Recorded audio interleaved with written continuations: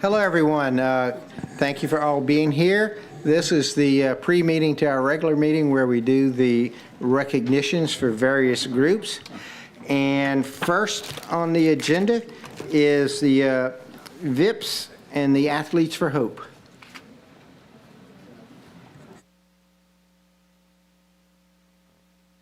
Volunteers in public school.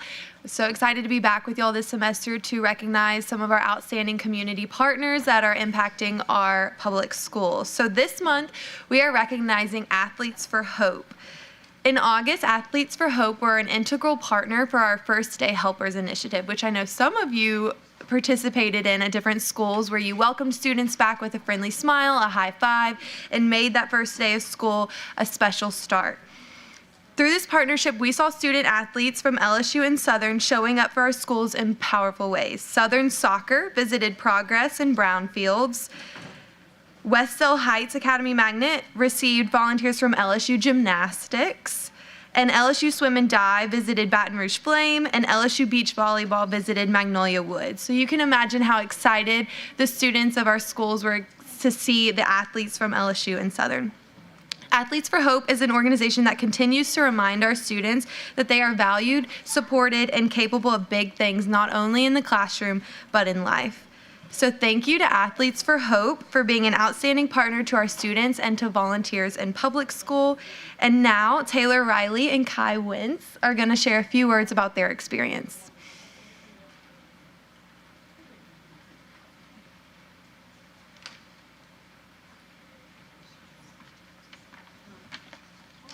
Good evening, everyone. I am Kai Wentz, a senior majoring in speech language pathology and a proud member of the Southern A&M University's women's tennis team. And I'm Taylor Riley, a proud member of the LSU women's golf team, a senior majoring in sports administration. I was introduced to Athletes for Hope during my sophomore year and was instantly hooked on the purpose of the organization. Growing up, I was taught, give, and it will be given to you. And I'm happy that principle has stuck with me throughout my collegiate journey. It is a heartwarming and humbling experience every time I am able to put a smile on somebody's face. To now be serving as the 2025 intern with Athletes for Hope feels like a full circle moment. It is truly meaningful to stand here today and accept this award on behalf of Athletes for Hope as the Volunteers in Public Schools Outstanding Partner of the Month. At Athletes for Hope, athletes at every level are inspired to use their platform for good. Here in Baton Rouge, student athletes from LSU and Southern have poured thousands of service hours into giving back to the community that has given so much to us. Our partnership with Volunteers in Public Schools represents that same commitment to our youth. Through the First Day Helpers initiative, we were able to visit 5 schools and help students kick off their school year with excitement and encouragement. The smiles on their faces were truly the best reward, and today's acknowledgement makes it even sweeter. On behalf of Athletes for Hope, thank you for this honor and for continuing to let us be a part of such meaningful work in our schools. Thank you. Thank you for all that you do. Hey, don't run away. Don't run away. Aptly named Coach Lewis will be. Oh.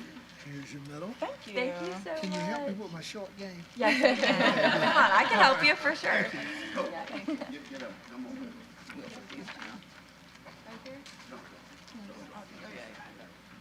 Oh, we're going this way. Okay, this is where it was. This is a picture, not a dance. Perfect. Thank you. Thank you very much, and thank you guys for all that you do. Appreciate it. Next is a recognition for a STEM donation from ExxonMobil.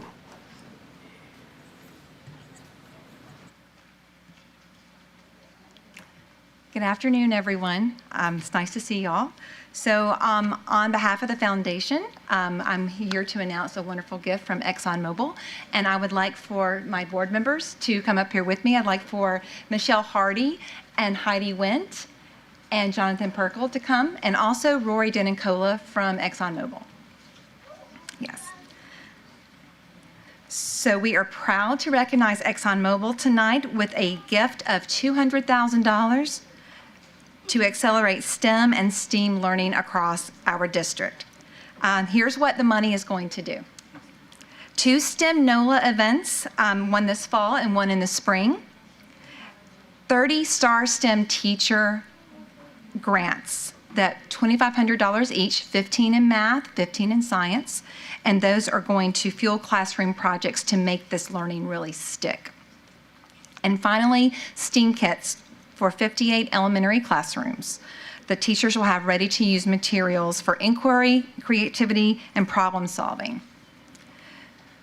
So I want to thank ExxonMobil for believing in our students in a time where education is underfunded. I'm very grateful that they are investing in our students. And I'm also thankful for the board and Superintendent Cole. Thank you very much for your partnership. And so together, we're giving EBR students more chances to build, test, and dream. Thank you. Thank you. And thank you to ExxonMobil very much for your contributions to our community.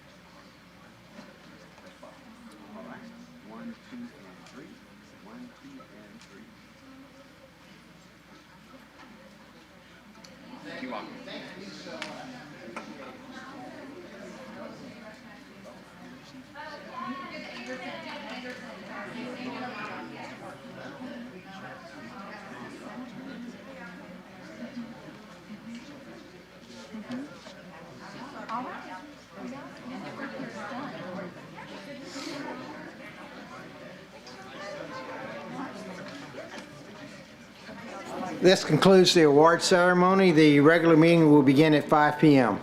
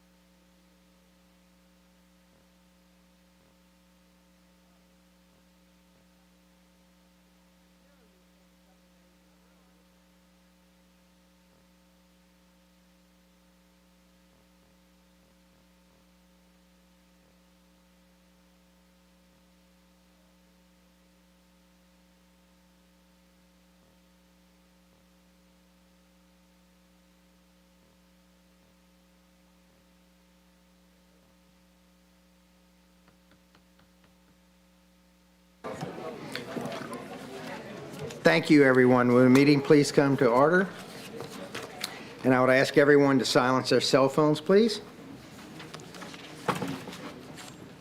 Today, the invocation will be led by School Board Member Emily Sule, and the Pledge of Allegiance will be led by Cadet Lieutenant Colonel Alasia Proctor of Woodlawn High School, accompanied by Senior Army Instructor Colonel Eric Keyes.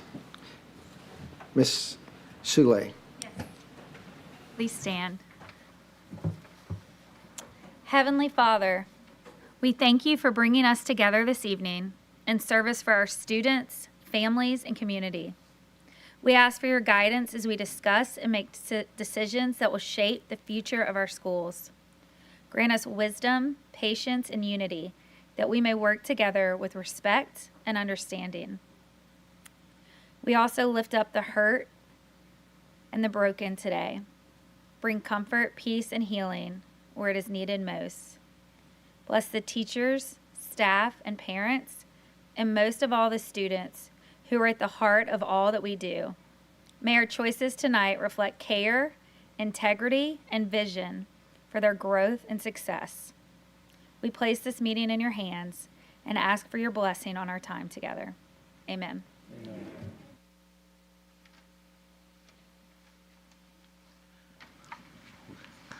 Good afternoon, ladies and gentlemen. I'm Colonel Eric Keyes, the Senior Army Instructor for Woodlawn High School, Army JROTC.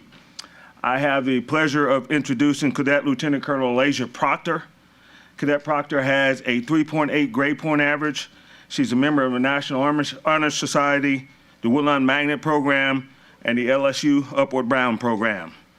This is Alasia's fourth year in the Woodlawn Army Junior ROTC program, and she was selected to serve as the school year 25-26 Panther Cadet Battalion Commander. She has also been selected as captain of the Woodlawn Army JROTC drill team. She's worked numerous service learning events to include Special Olympics, Junior Achievement, Greater Baton Rouge Food Bank, and the Woodlawn Blood Drives. Alasia's post-high school plans are to attend a four-year college, majoring in psychology, and eventually attending law school. Ladies and gentlemen, Cadet Lieutenant Colonel Alasia Proctor.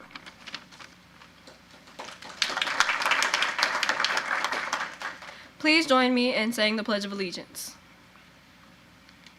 I pledge allegiance to the flag of the United States of America and to the republic for which it stands, one nation, under God, indivisible, with liberty and justice for all. Thank you.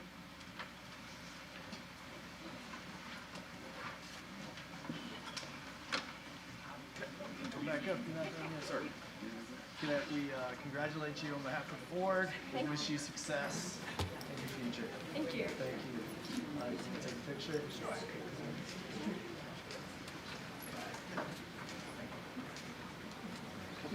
Thank you. Nathan, I think Mom want to get a picture. Mom, you want to get a picture? These moments don't come back around.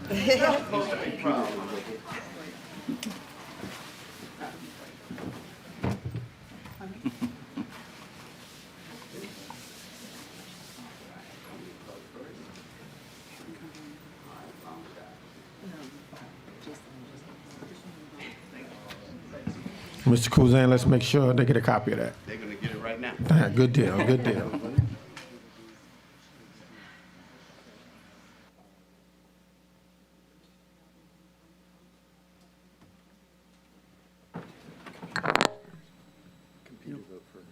No, we're gonna do the roll call, huh? Yeah. Okay, Madam Secretary, can I have a roll call, please?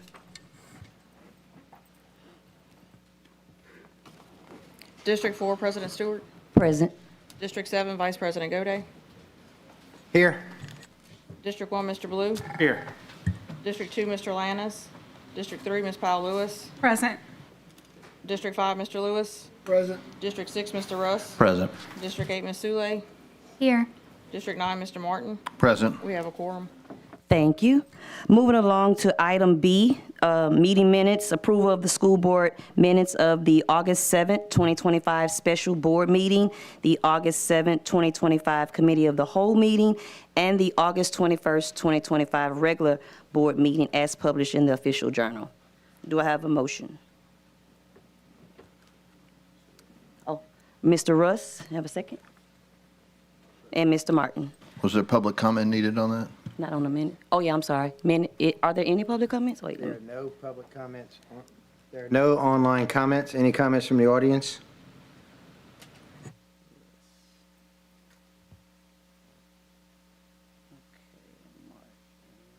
all right. Madam Secretary, can you call for a vote, please? Oh, yeah. Do I have to explain it? Okay, so I need to call for a voice record by everyone. And so those that are in favor will say yay, and those that are in opposition will say nay. And we also will do the actual voting as well on the machines. And so that's a two-part. So we're going to do that, and in addition with the roll call. That's new policy that has been implemented by the state. Gwen, you want to add to it? Yeah, I'll just simply say, send a message to the board a little while earlier. The Attorney General, Liz Merrill, issued a statement. Her position is that public bodies must vote by voice.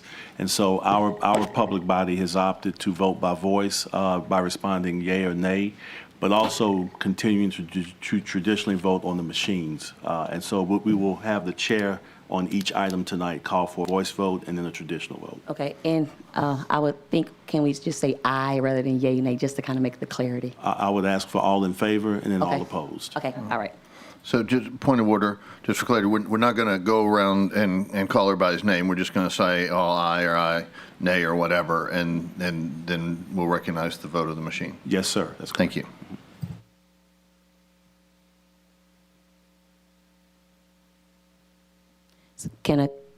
All those in favor, can I get a yay? Yay. Yay. All those in opposition? Nay. Okay, now roll call. I think we did the roll. Roll call. I mean, Machine vote. machine vote. I'm gonna get it, y'all, I'm gonna get it. Yeah. Yeah, I I voted. think I did it. Because it kind of came in simultaneously, so I think that's what I just did. Yeah.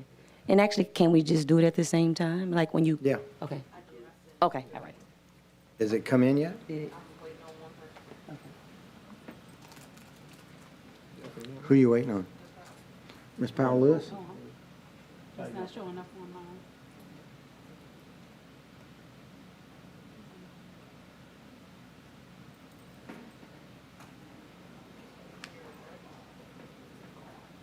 No, it's showing up.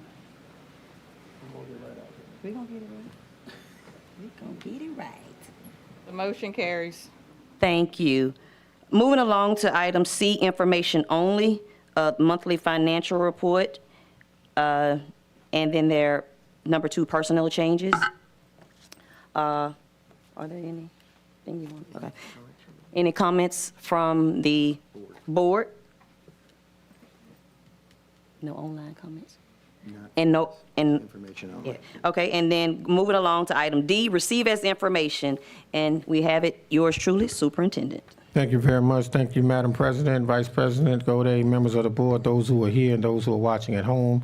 Sincerely appreciate the opportunity to serve as Superintendent of Schools for another month. As excited today as I was on the first day taking this opportunity. We have had a successful start of our school year. A lot of great things are happening, and we still have challenges, but the good far, far exceed anything negative happening in our school system. So I want to thank everyone who has contributed to the great things happening in our school system, both internally as well as externally. As you saw tonight, we have some tremendous community partners as well as tremendous community support in our efforts to help children. Under the area of student achievement, the Division of Schools are facilitating data reviews at identified school sites to evaluate strengths and weaknesses, opportunities and threats that impact operational efficiency and student outcomes. The analysis inform evidence-based decision-making and provide for follow-up targeted support. The teams of central office administrators are pushing into schools to support these improvement efforts. The academics and school divisions continue to coordinate job-embedded professional learning sessions to support the implementation of Louisiana News Education evaluation systems in order to build capacity of our school leaders and focusing on lesson observation, scoring, and strengthening coaching strategies. Teaching and learning is at the heart of all that we do, and our district improvement efforts begin here. State-required literacy and numeracy screeners are in progress across the districts for areas of K through 3 students. The beginning of the year cycle of DIBELS ends this week, and a new math screener named KITE extends until the first week of October. Other grade levels are engaged in our district common formative assessment cycles. This data will provide meaningful information to inform teaching and learning. September 15th through October 15th is National Hispanic Heritage Month. The district staff has organized resources and activities to share with schools to celebrate histories, cultures, and contributions of American citizens whose ancestors came from Spain, Mexico, and the Caribbean, and Central and South America. Please join us in these celebrations as they occur throughout the district over the next few weeks. September is also recognized as Attendance Awareness Month. We must come together to address chronic issues regarding school attendance. School attendance is critical to improving student achievement. Our Child Welfare and Attendance Office has launched a guidebook for schools to provide resources in support of their daily work. Yesterday, the district hosted a follow-up event to the Louisiana Department of Education Solutions Summit.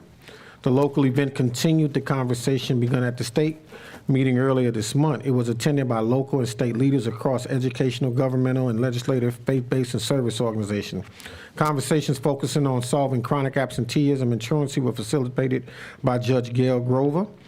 We thank all of our partners for attending and supporting our district's efforts to improve 2 areas, truancy and chronic absenteeism, which is different. There are 2 different areas altogether, and what we are learning is many people in the profession as well as externally don't realize that there is a difference between chronic absenteeism and truancy. Truancy is defined as 5 or more absences, excused or unexcused, and or 5 or more tardies, excused or unexcused. So Ms. Sule, if your child is late for school 5 times, he or she can be identified as truant.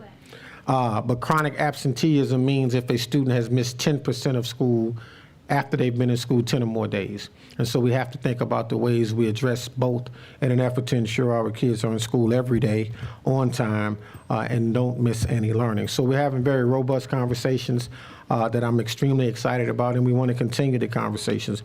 And so for those of you who are interested in participating or supporting our efforts, please contact Tirza Smith at our Child Welfare and Attendance Office. You can locate her on our website. In esports news, Woodlawn High School defeated University of Louisiana Lafayette. Let me say that again. Our high school team defeated a college team in a recent Marvel Robbins event. We are so proud of these students and their success. The first student advisory session of the year was held earlier today at Liberty Magnet High School. Members of the executive leadership team enjoyed listening to and gaining insight from these students. We thank Liberty Magnet High School for their hospitality and setting the tone for our first of several sessions we're going to have throughout the year. One of my most enjoyable experiences is sitting with, meeting with, and talking to, but more importantly, hearing from students about how we can make their high school experience better. We learned a lot today. We received an earful from the students at Liberty Magnet High School, but the information is going to help us get better. Under the area of operational excellence, this is an important update for all employees.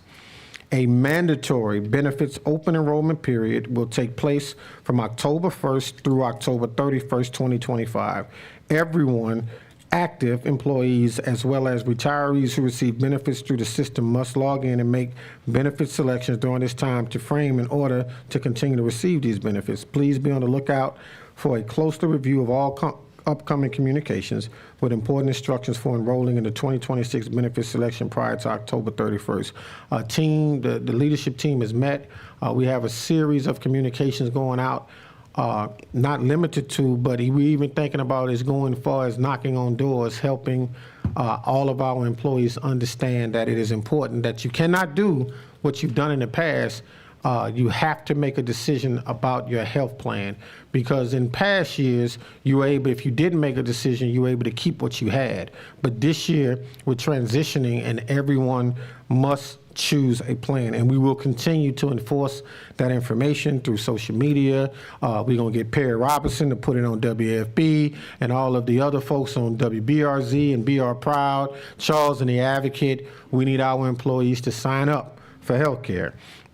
The security directors are involved in the process of leading training sessions for school sites that were recently allocated to new evolved weapons detection systems. We continue to coordinate our efforts to improve and enhance safe learning environments for all of our students and staff. Provision digital cameras are fully operational on all of our district buses, provide valuable information related to efficient operations, and improve experiences for student bus riders and operators. And last, under the area of employee development, the first Teacher Advisory Council meeting for the year was held on Tuesday of this week. Discussion centered on teacher planning time, school start times, and the academic areas of support. We thank these teachers for their dedication, leadership, candid conversations, and participation in a series of meetings so that we may all engage in dialogue to support continuous improvement. If you are a teacher in our school system and want to participate in those conversations, please contact Marlon Kuzan to join in and share your concerns, your ideas as we continuously seek to get better and how we provide services for all of our students and support for all of our staff. The Office of Human Resources continues to host regularly scheduled Human Resource Connect virtual calls. These interactive calls are open to all employees to engage with the HR Department, Payroll, and Benefits team. The focus of the September 25th session will provide employees with valuable information on processes and resources to support the upcoming benefits open enrollment window. On next week, we will have our principals meeting on Tuesday and our assistant principals meeting on Wednesday, where we will be developing leaders around best practices on how to effectively manage schools so that we can effectively make sure teaching and learning is taking place. During last school year, we had a number of schools visit with us at our board meetings to discuss the great things happening in their schools. And oftentimes when we had school leaders come and talk about the good things happening in their schools, we receive praise and support for the good things. But we do recognize there are schools where we have challenges. And so tonight, we are going to hear from an outstanding leader that we have asked to be the principal at Park Forest Middle School. We've had some challenges at Park Forest Middle School, there's no secret, and we want to be transparent and say we have to do better and we had to do something different. So we asked Ms. Briscoe to take over as the school leader, and she's going to come up and talk to us a little bit about what is happening at Park Forest Middle. And we worked with the State Department of Education. We had a series of meetings with them last school year, and we talked about changes we needed to make at some of our UIR and CIR schools. And one of the things we wanted to do at Park Forest Middle is implement the TAP model, which we have done. I have visited the school a number of times. They are doing a phenomenal job. The school looks like a completely different place.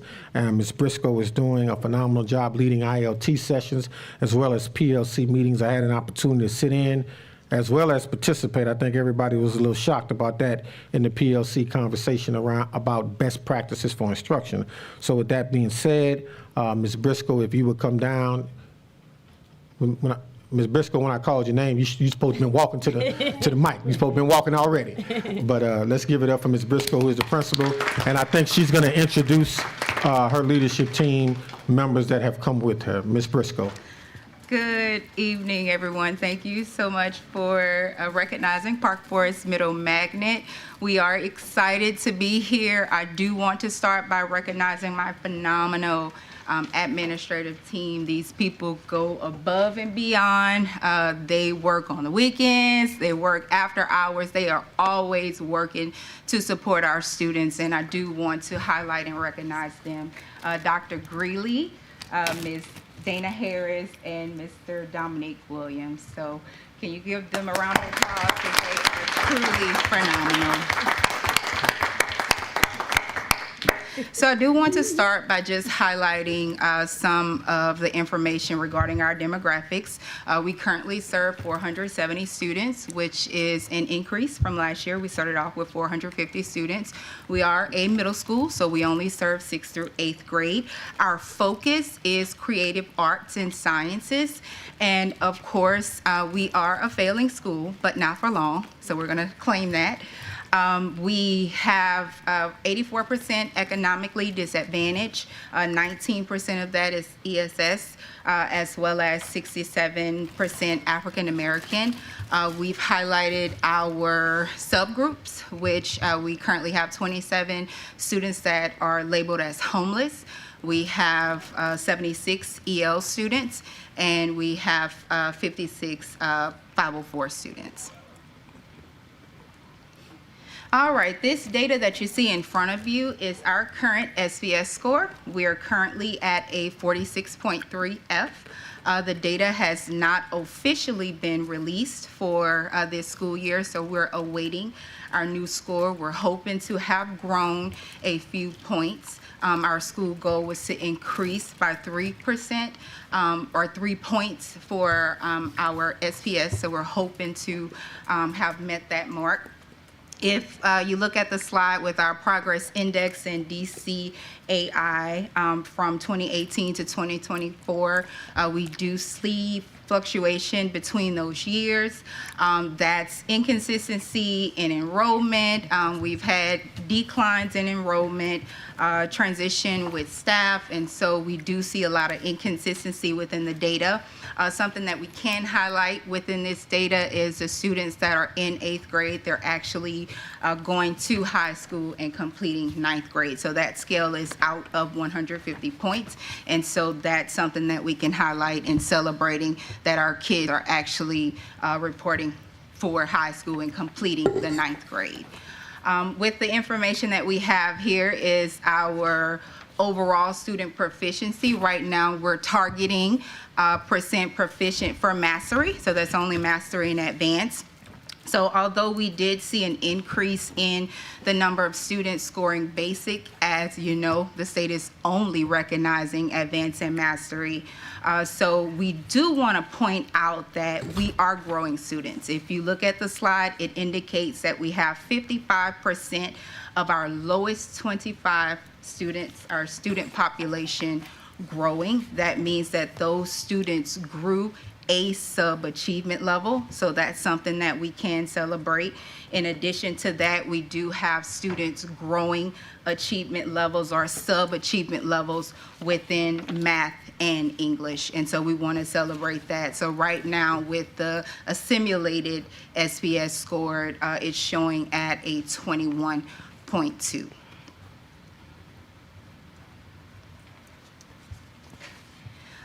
So something that we want to highlight is what we offer. We've streamlined our focus to say, hey, we want to do something well in establishing what we do, what we offer at Park Forest, who we are at Park Forest. And so our focus is agriculture, digital media, and engineering. So we're making it a point to provide those rich experiences and opportunities that surround project-based learning. also focusing on STEM as well. And so we have a lot of partnerships that has been provided for our students, and we offer a lot of courses that supports the STEM focus. And so as you can see, a lot of what we do are hands-on experiences. So in addition to providing that high quality instructional material focused on grade level standards, we're also creating opportunities where students could learn through those hands-on experiences. And so what's happening in our building, we want to celebrate the shift in the culture. Our students are excited about scoring mastery, so we highlight our students on a daily basis. Their names are called over the intercom. We take assessment serious, we take learning serious, and everybody is buying into what we're doing. If you see on the screen, we have our mastery tree. Our theme this year is Sprouting Masteries, and so every student that earns a mastery will be placed on that tree. Their leaf will be placed on that tree. And if I don't call their name over the intercom or put their leaves on the tree, they are upset. So I make it a point to make this a big deal in celebrating our students. So we care about the small stuff, and it shows that it's working.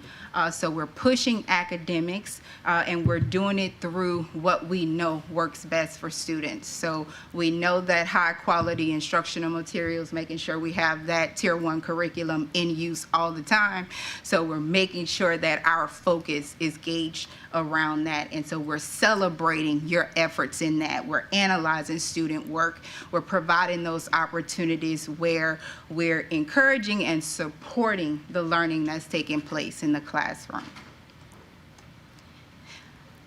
I also want to highlight the TAP model. That's something that's working exceptionally well. So this program is designed to help develop teachers, also improve student achievement. It's also shifting our practices around what works best for students. So we're consistently analyzing data, we're making decisions around the data, and we're working with strategies embedded within the curriculum to focus on ensuring that students are mastering the content. So teachers are meeting on a regular basis. We have 3 meetings a week. We have data meeting where we're digging into our weekly assessment data or our district mandated assessments. We have planning meetings where we're digging into lesson plans. We're seeing what you've internalized using the district tools. We're making adjustments before you teach, also within that teaching, because we know that's a live document, your lesson plan. And we're also having our cluster meeting where we're engaging in those experiences where we're focused on reflective practices and the use of the curriculum. And so it's working exceptionally well. You would think that teachers would be upset about attending 3 meetings a week, but they're not. They're really buying into what's happening because they see the shift and they do see that, the growth is happening. All right, and the next slide, it just shows some of the things that's happening within the classroom. We're trying to codify our practices with providing more small group instruction. We have 93-minute instructional blocks, and within those blocks, we do provide small group instruction. So we have a lot of talking happening, but it's good talking, a lot of dialogue and conversation within student groups. Teacher and student interactions are very positive. Teachers are really just owning what's happening, and the students are doing the same. And we just truly see a difference in the classroom environment. And so this is a quote that I have that I share with the team, with the students over the intercom. Is ability is what you're capable of doing. Motivation determines what you do, and your attitude determines how well you do it. And although we are a failing school, we do see that that mindset shift is happening, and that's because of our attitudes. Like every child, every teacher, we're on board to say we truly want to win and do what's best for students. We are heavy in data tracking, so the documents that you have in front of you show that in addition to the numbers that we have, we've attached students to that number. So our small groups, we've identified who those students are within those groups. We know what your targets are. Students know what their targets are. And so we're actively working to make progress towards those targets. So we're doing individual tracking within our meetings. We're also, if students are not meeting goals or meeting their targets regarding assessments, we're having conversations around it. We're looking at qualitative and quantitative data results to determine, hey, if we're not seeing any growth, what are we going to do to support that? What actions are we going to take to ensure that progress is taking place in the building? And then we also have data tracking in the classroom. We want to make sure students know what's happening around those numbers. And so we're having those conversations with students. We also want them to see it firsthand so they will buy into the process. And some other areas that we do want to highlight, we have a lot of partnerships because, as I stated, we want to do something well in that we want to honor what we offer and make sure those experiences are afforded to students. So we have a partnership with a number of companies where we're focused on STEM. And so if that's creative arts and sciences is our area, we're targeting that. We also offer a number of sports. We've added chess. We've brought back our choir, and we also have a marching band this year. And so something else that we do want to highlight is that we offer high school credit. And this year we're double blocking in English and math. And so we're giving students that opportunity to have more time within that curriculum so we can see if we're able to gain more results that way.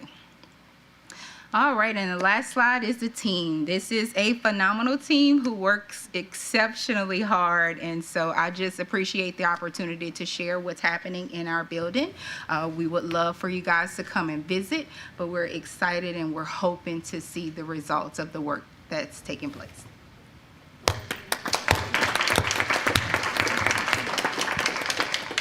Thank you very much, Ms. Briscoe, and I would encourage any of our board members to go visit with the team at Park Forest. We recognize we have some students who are not being successful at one of our schools, and we made some tough decisions last school year and during the summer during our realignment to redirect some people to elsewhere.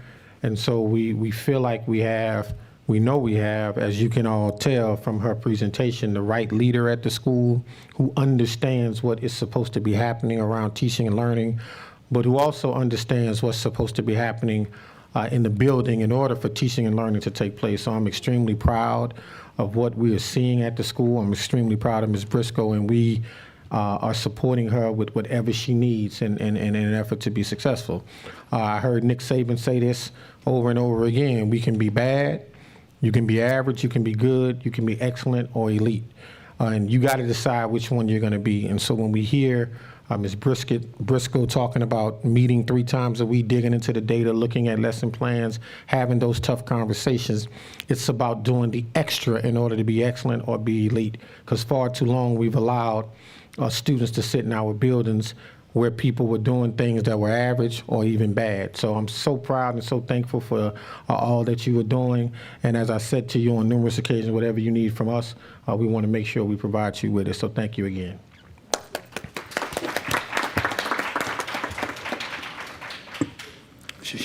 Come back, Ms. Briscoe. I have a board member that has a comment. Mr. Lewis. Thank you for that excellent presentation, Ms. Briscoe. You know, I have a T-shirt that I love to wear. And the front of the T-shirt says, "Challenge the belief gap." And I love to wear it because someone somewhere is going to ask me, what does that mean? So many people in our society think that because a child lives in a certain zip code or a certain part of town or a certain social economic group, that they can't learn. That's not true.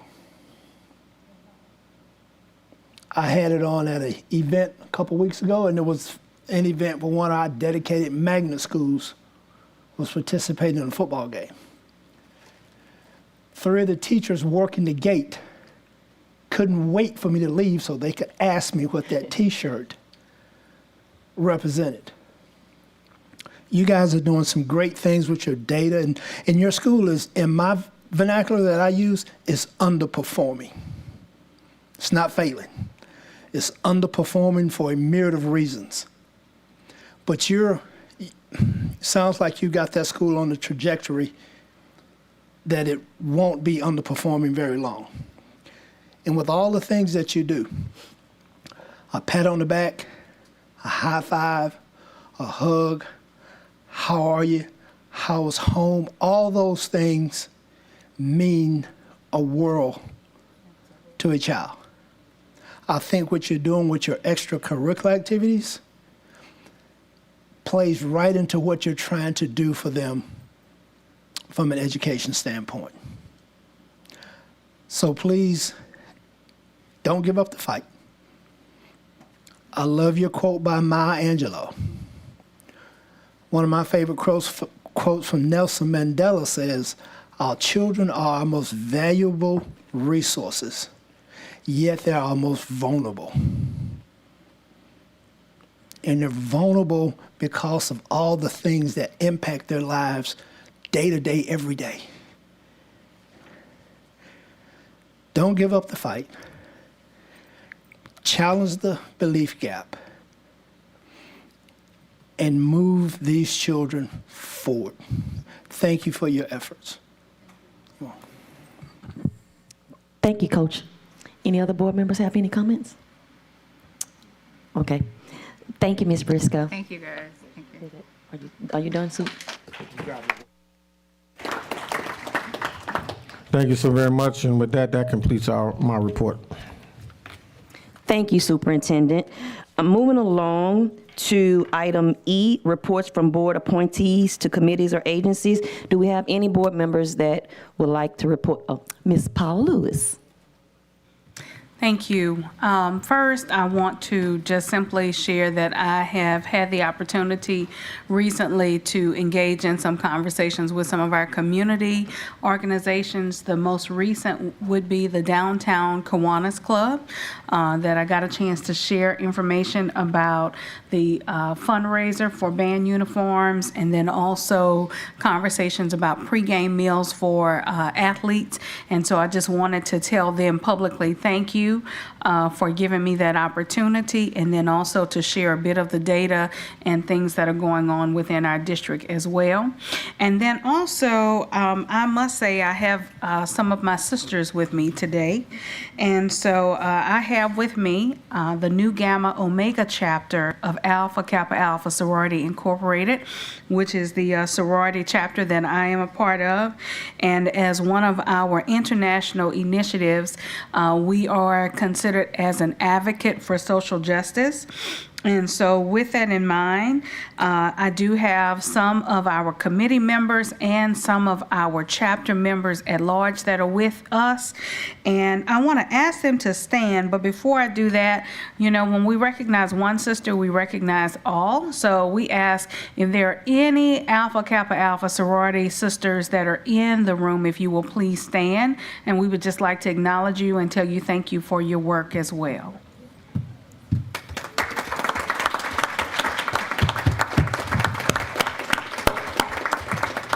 So thank you for joining us today. Thank you. Ms. Sule? Yes, I was unable to attend the iCare meeting this month, but I wanted to let you guys know that iCare had a super successful September Suicide Awareness Month, which it's not quite over yet. Thanks to all of you that participated in Sunshine Day. Thank you to Superintendent Cole for bringing it to the mayor and our emergency services department. Our city council recognized the day and recognized our iCare team, which was just so wonderful to be a part of. And so thank you all so much. iCare has a theme they do every month, and so there will be more things coming to help our kids each month.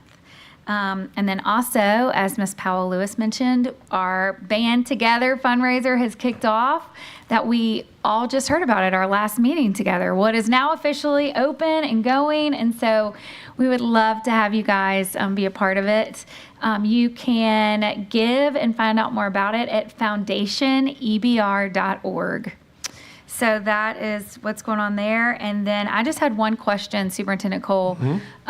So the magnet school registration for next school year is about to open, correct? What days is that? Do you know off the top of your head? The first phase is going to open. Off the top of my head, I don't know, but I'm sure one of the staff is pulling the numbers right now in October. Okay, I just want to make sure we let the people know when it is. Yeah, when they text me and tell me, I'll tell you. Okay, Yep. thank you. It's October 1st, if I'm not mistaken. Okay, great. Yeah. I just want to make sure everybody had that date, October 1st. Is that it? You finished, Ms. Sule? Okay, Mr. Martin. Thank you. If the report's finished, I wanted to ask for a moment of personal privilege, if I may, President Stewart. Oh, yeah, that's fine. Go ahead. Thank you very much. I just wanted to recognize my mother here in the audience. She's come in from Atlanta. It's my birthday week this week, so thanks for coming, Mom.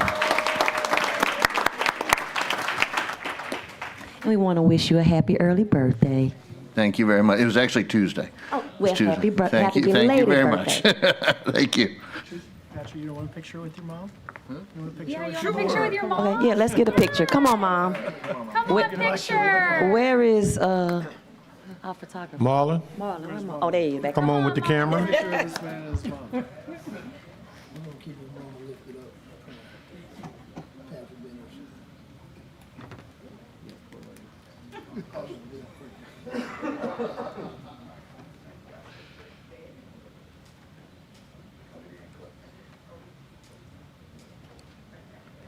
Yay.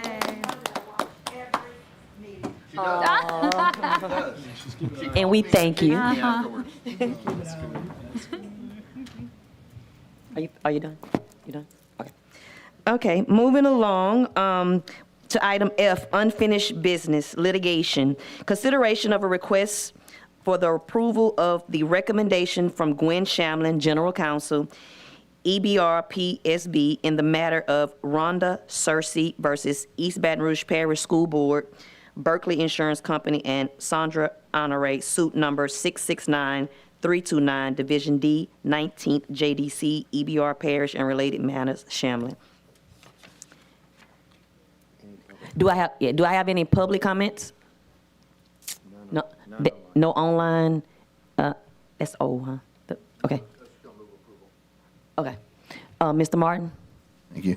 I move approval of the item. Okay. And second by Lewis, Coach Lewis.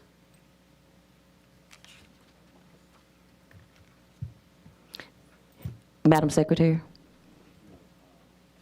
Oh, you have a comment? Oh, I'm sorry. I forgot. I'm sorry. Voice vote.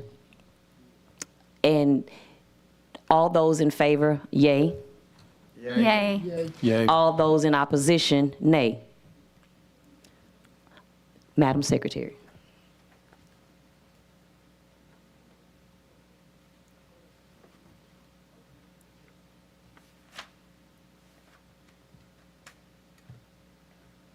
There you go. Okay. The motion carries. Thank you. Moving along, item G, Ms. Paul Lewis. Drink your water. Okay, good evening once again, everyone. Consent agenda. Alphabet G, items for consideration. The following items are to be approved as part of the consent agenda and are considered to be routine and will be enacted with one motion. There will be no separate discussion of items unless a board member so requests, in which event the item will be removed from the consent agenda and considered as an item on the regular agenda for a separate vote preceding the last item on the regular agenda. Number 1, grants. Consideration of a request to accept the following grants. 1A, Deborah Rochelle Foundation Grant in the amount of $10,539 to provide funding to 3 teachers for school site projects. Alphabet 1B, LCSS School Safety Grant and accompanying Cooperative Endeavor Agreement, CEA, in the amount of $350,000 to provide the visitor management system, two-way radios, door alarms, wayfinding signage, fencing and gates, and cameras to seven sites. Number 2, Professional Services Agreement, Edgewood Group, LLC. Consideration of a request for the approval of a professional services contract between the East Baton Rouge Parish School Board and Edgewood Group, LLC, in the amount of $210,000 to collaborate with district staff on strategic goals, implementing dashboards and decision support tools that enhance insight and transparency. Funding source, general fund. Number 3, Professional Services Contract, ACT Education Corporation. Consideration of a request for the approval of a professional services contract between the East Baton Rouge Parish School Board and ACT Education Corporation in the amount of $109,913.30 to provide a system of student assessments to measure career skills. Funding source, redesign. Number 4, Professional Services Contract, Public Consulting Group, LLC, PCG. Consideration of a request for the approval of professional services contracts between the East Baton Rouge Parish School Board and Public Consulting Group, LLC, PCG, in an amount not to exceed $150,000 to conduct a district-wide special education review and provide implementation support aligned with state monitoring requirements. Number 5, Louisiana Department of Education stipend, consideration of a request for the approval of the distribution of the LDOE, or Louisiana Department of Education, certificated and support staff stipends for the 2025-2026 fiscal year, and release the stipend at the superintendent's discretion.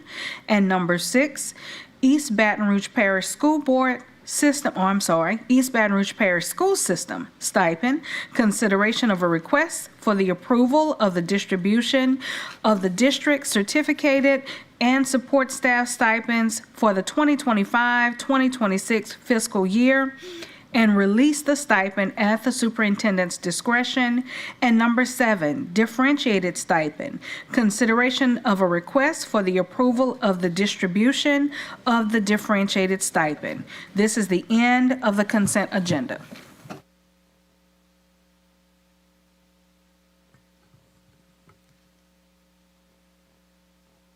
Sorry. Board members, are there any items that you would like to pull from the consent agenda? Yes, Madam President, I'd like to pull item G6, the district-provided teacher stipends from the consent agenda. Okay, and I see Mr. Lewis. Item 4. Okay. So items 4 and 6 will be removed to discuss separately.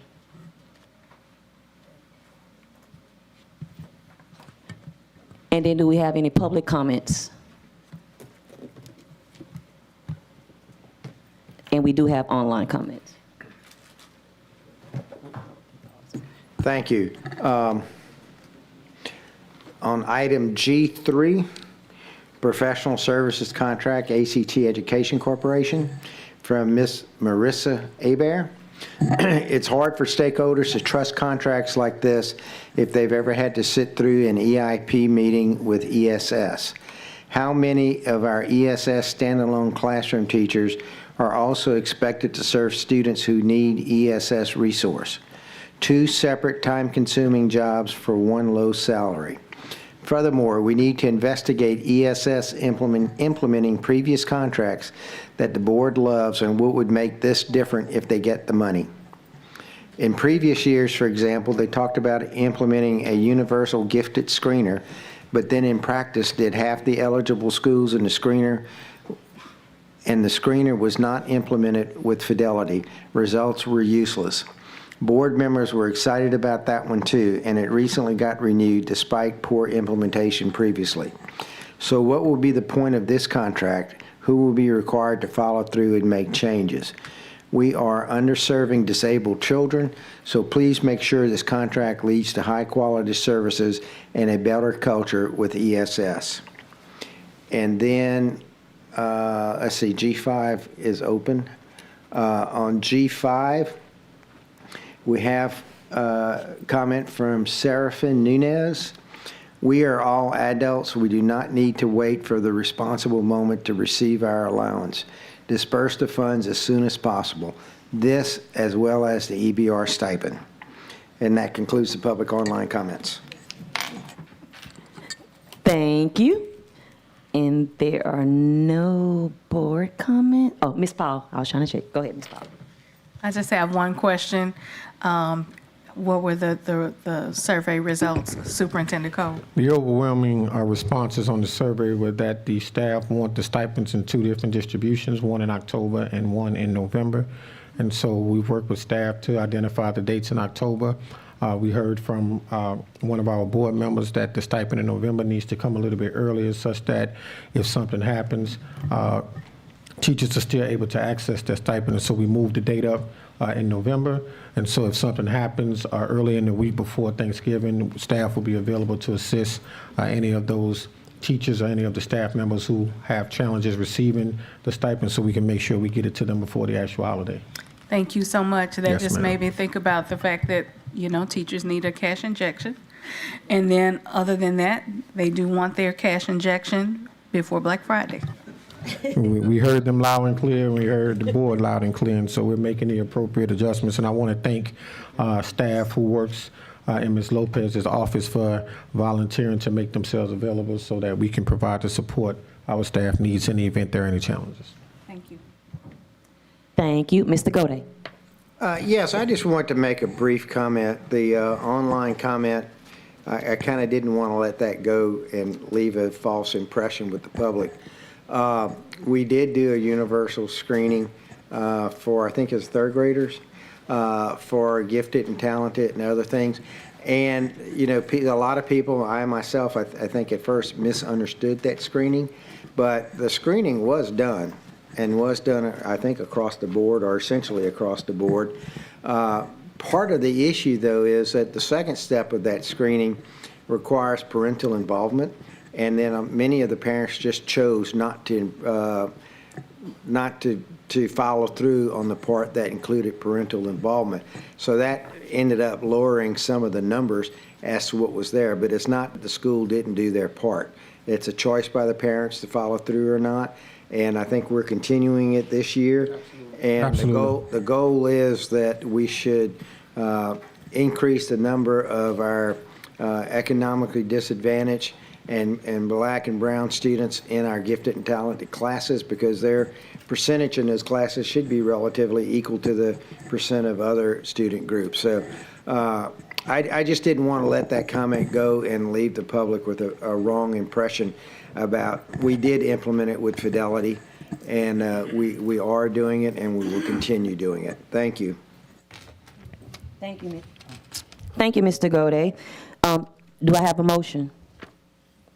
Mr. Martin and Ms. Paul Lewis.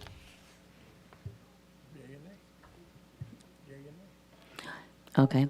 And for those who are in approval of this consent agenda, vote yay. Yay. Yay. I'm gonna get it. Those who are in opposition, vote nay. Okay. Now, can I have a vote, Madam Secretary? Please vote.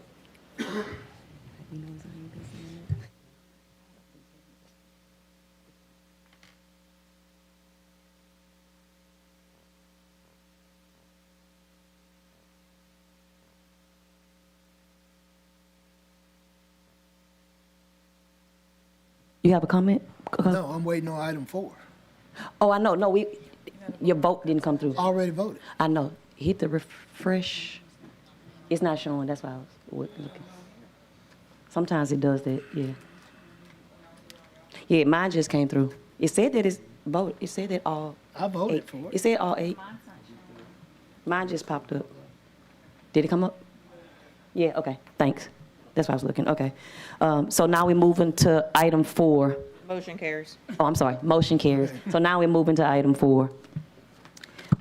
Professional service contract, Public Consulting Group LLC, consideration of a request for the approval of professional services Come on down, Dr. Harris. contracts between the East Baton Rouge Parish School Board and Public Consulting Group LLC, PCG, in an amount not to exceed $150,000 to conduct a district-wide special education review and provide implementation support aligned with state monitoring requirements. Mr. Lewis. Okay, April, I just got an error code on this thing, so I don't know if I'll be able to vote electronically or not. Okay, but, hey, Dr. Harris. How you doing? Listen, we just finished a year with a master, state master, what do you call them? Special master. So we're asking to pay a consultant group from Boston $150,000. What were the findings or the results? Coach, I'm sorry. I'm sorry. I apologize. Did we have any public comment first? I apologize. Okay, that's fine. But I do do have public but I do comment have an online. online comment. So before Okay, you go continue, ahead. let me do the online one, and I'll let you come back. I apologize. Okay, public comment. We have from Ben Stevens. ESS definitely needs help. It's just whether this contract will result in positive changes or not, which isn't clear. ESS has a cultural problem, and that the emphasis has been on maximizing bills to Medicaid and less so on serving children with high-quality services. That said, we massively under-identify children and often have disabled children who come back from an A-rated magnets and charters as they do not want to serve disabled students. There are staff in ESS that acts if you choose to send your children to EBR schools that you should have a very low standard. Too often it is insinuated to parents of disabled children that their children belong elsewhere, but no one says where they expect them to go or how they expect them to be served. Some of our providers that get contracts help serve disabled students do not give high-quality services, but just show up to check the box. Sure, little Eddie got 15 minutes a month of occupational therapy, but can he still hold a pencil? This is from Andrea Dupree. At one point, our schools had resource teachers, and now they have resource officers. Did reducing the number of special education staff in schools under identifying kids and putting more on classroom teachers lead to more behavioral and academic problems? It feels like we're spending on contracts instead of staffing. Maybe that's not true, and this is the beginning of a massive change. It's just not obvious here. ESS needs a big shift. Hopefully, this will result in data which will lead us to some big moves toward truly focusing on the needs of exceptional students. More specifics on this contract and the outcomes would be helpful. It would seem like the memo attached is not related to this contract. Thanks. From Ms. Trinetta Williams. Good evening. My name is Trinetta Williams, and I am the mother of a young boy who has multiple disabilities, including cortical visual impairment. Every time you review and approve contracts, I sit in the audience hoping to see that one will finally bring meaningful change to my son's classroom.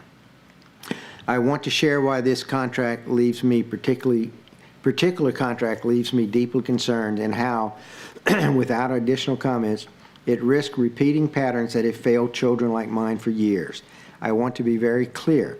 I am not opposed to monitoring. Monitoring is important, and action plans can be useful. But if the monitoring is not connected to actual investment in classrooms, then we're just spinning our wheels. What children like mine need are direct, tangible resources, adaptive learning materials specifically designed for children with CVI and multiple disabilities. 25 IEPs in the district that serves thousands of children with disabilities isn't enough, and students are being overlooked. That ends the online comments. Thank you. And I just received a public comment card from Ms. Donella Washington that would like to speak.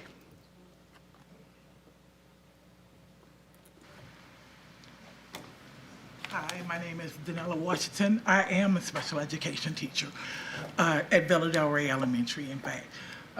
Right now, we are overwhelmed with work because we don't have enough SPED teachers in our system. and it's being passed on to the few that are certified. The first issue is that we need to get certified teachers in the classroom.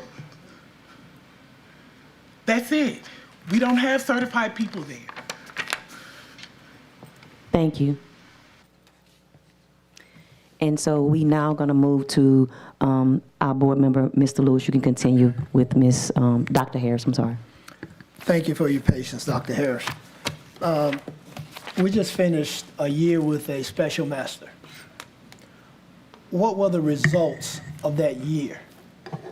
Is there anything on paper, black and white? The special master over the past year, we've had several visits in collaboration with her. One of the things that the special master did was she audited some of our IEP folders in the district. She indicated some of those key points that we needed to kind of improve upon with our IEP development. Her purpose for coming into the district was to prepare the Exceptional Student Services Department and the district for LDOE on-site monitoring. That is why she came into the district, to assist us and to assist us with any concerns that may have come up throughout the past year. We have had several visits and notes from those visits with the special master. It talks about implementation and support aligned with state monitoring. So I'm thinking that's professional development Yes, sir. for our ESS people? Yes, sir. Implementation, and so you're talking about the contract specifically? I'm talking about this professional service group. It says, let me read it. East Baton Rouge Parish School Board and Public Consulting Group, PCG, and it talks about the money they want, not to exceed $150,000 to conduct district-wide special education review. But I thought the special master just reviewed it.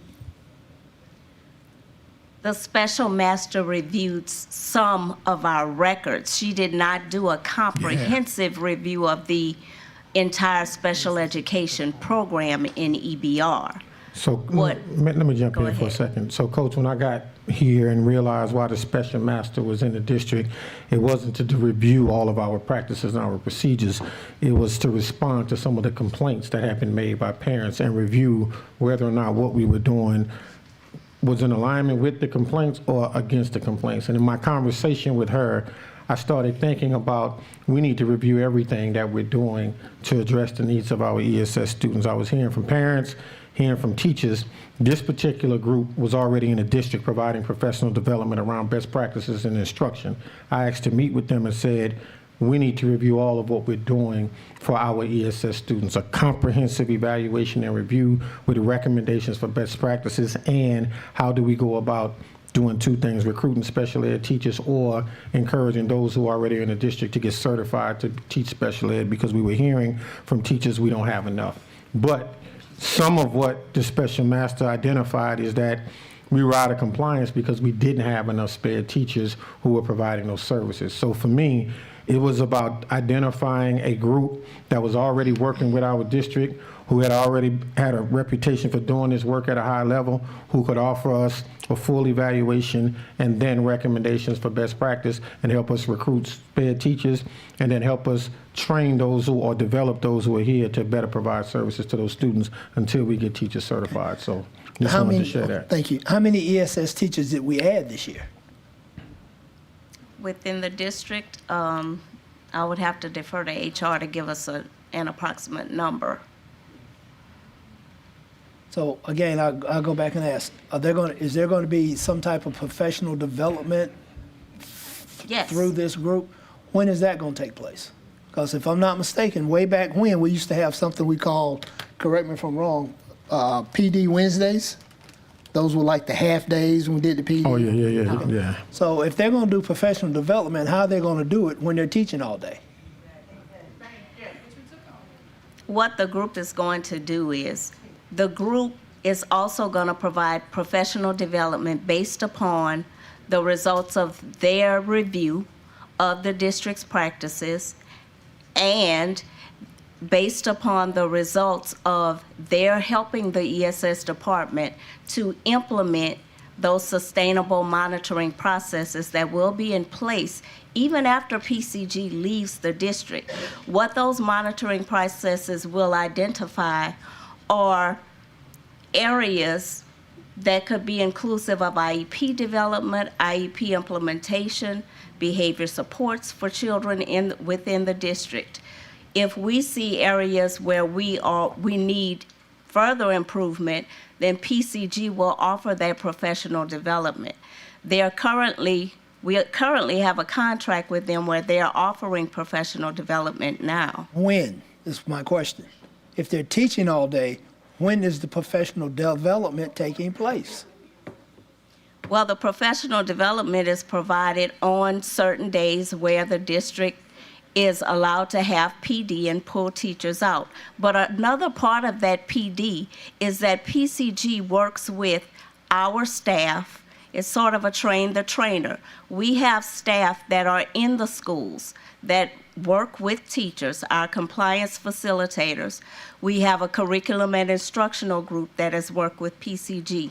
They, in turn, are in the schools working alongside with the teachers, offering that professional development, such as help with IEPs, IEP development, at the beginning of the year and throughout. And so how long have they been in the district?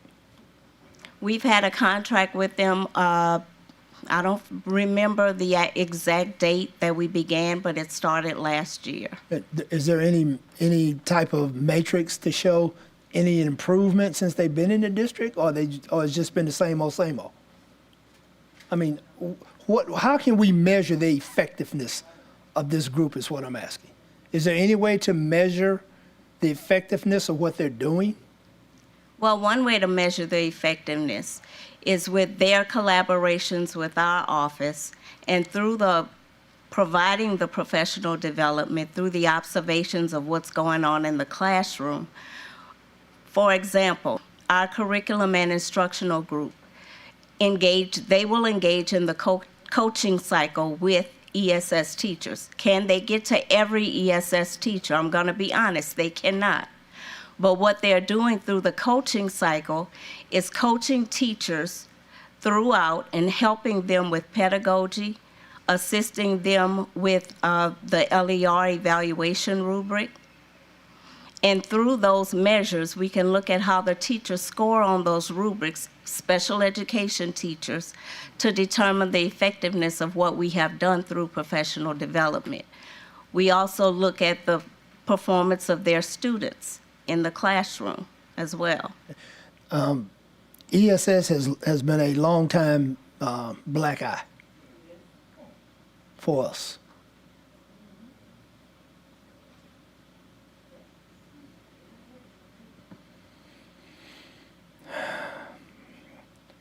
Okay, I'm going to go back to my comment I made from the principal from Park Forest. These are really our most vulnerable students. And if we don't, we need to take care of them in the worst kind of way. And if I've got a teacher who's not trained to do that, now I've got to train her to teach and train the children. That is an uphill battle. We need to get it fixed. We definitely need to get it fixed, because I have answered the question for over a year about the special master. And I am tired of defending this district that I love because we have been inept for years in handling ESS.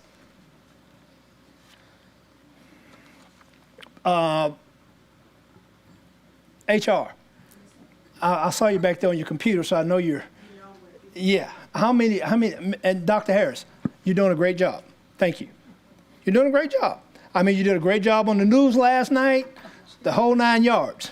But the last thing I saw before I went to bed last night was EBR, EBR, EBR. The three lead stories were EBR, and none of them were positive. because we don't control the narrative. We let other people control our narrative. I hope PCG can help us change the narrative, and I hope our ESS people can help change the narrative. We will. Thank you. Dr. Smothers, how many ESS teachers did we hire this year? We currently have 329 as of August 2025, 329 ESS teachers. How many certified out of that number? I don't have the number of certified in that number, however, I can get it to you. Those non-certified people, their training needs to be put on steroids. Yes, sir. We will take care of it. Okay.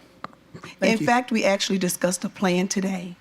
Okay. Dr. Harris and I, as well as Ms. Katasha Edwards. Okay, well, the three of y'all together, I know something's going to get done. It's going to get done. Thank you. Thank you. Thank you, Mr. Lewis. Ms. Paula Lewis. Thank you. First, Superintendent Cole, thank you for clarifying what the special master was here for and what was her main purpose. The other is, I was just going to ask, is there a representative from PCG here? Probably not. Okay, all right. So then maybe there's a possibility moving forward, just to kind of stem off of what I was about to say Councilman Lewis about That's the good-looking one. Okay. Well, what Coach Lewis mentioned, possibly seeing what might be some KPIs or key performance indicators that we can start having or put in place to be able to monitor this particular contract and see, what has been their success rate in the past in our district, and then what are we looking forward to moving forward. So I just wanted to kind of mention that. The other is, if you could just reply just briefly. I know that there was a public comment in regards to resource teachers. We still have some level of a resource teacher, but don't we call them by a different name now? Paraprofessionals. Okay, so paraprofessionals? Okay. I was assuming interventionist or... No, I'm asking, is that what you're referring to, the paraprofessional? No. There was a public comment that Mr. Gode read where the person mentioned resource teachers and then said we now have SROs or school resource officers, which are two completely different types of individuals. But I know that we still have some level of a resource teacher, but we probably refer to them by a different name. We still have some resource teachers. We also have inclusion teachers. Thank you. That's what I thought. I thought that the new name was now inclusion for maybe the last 15 years. They're two different types of service delivery.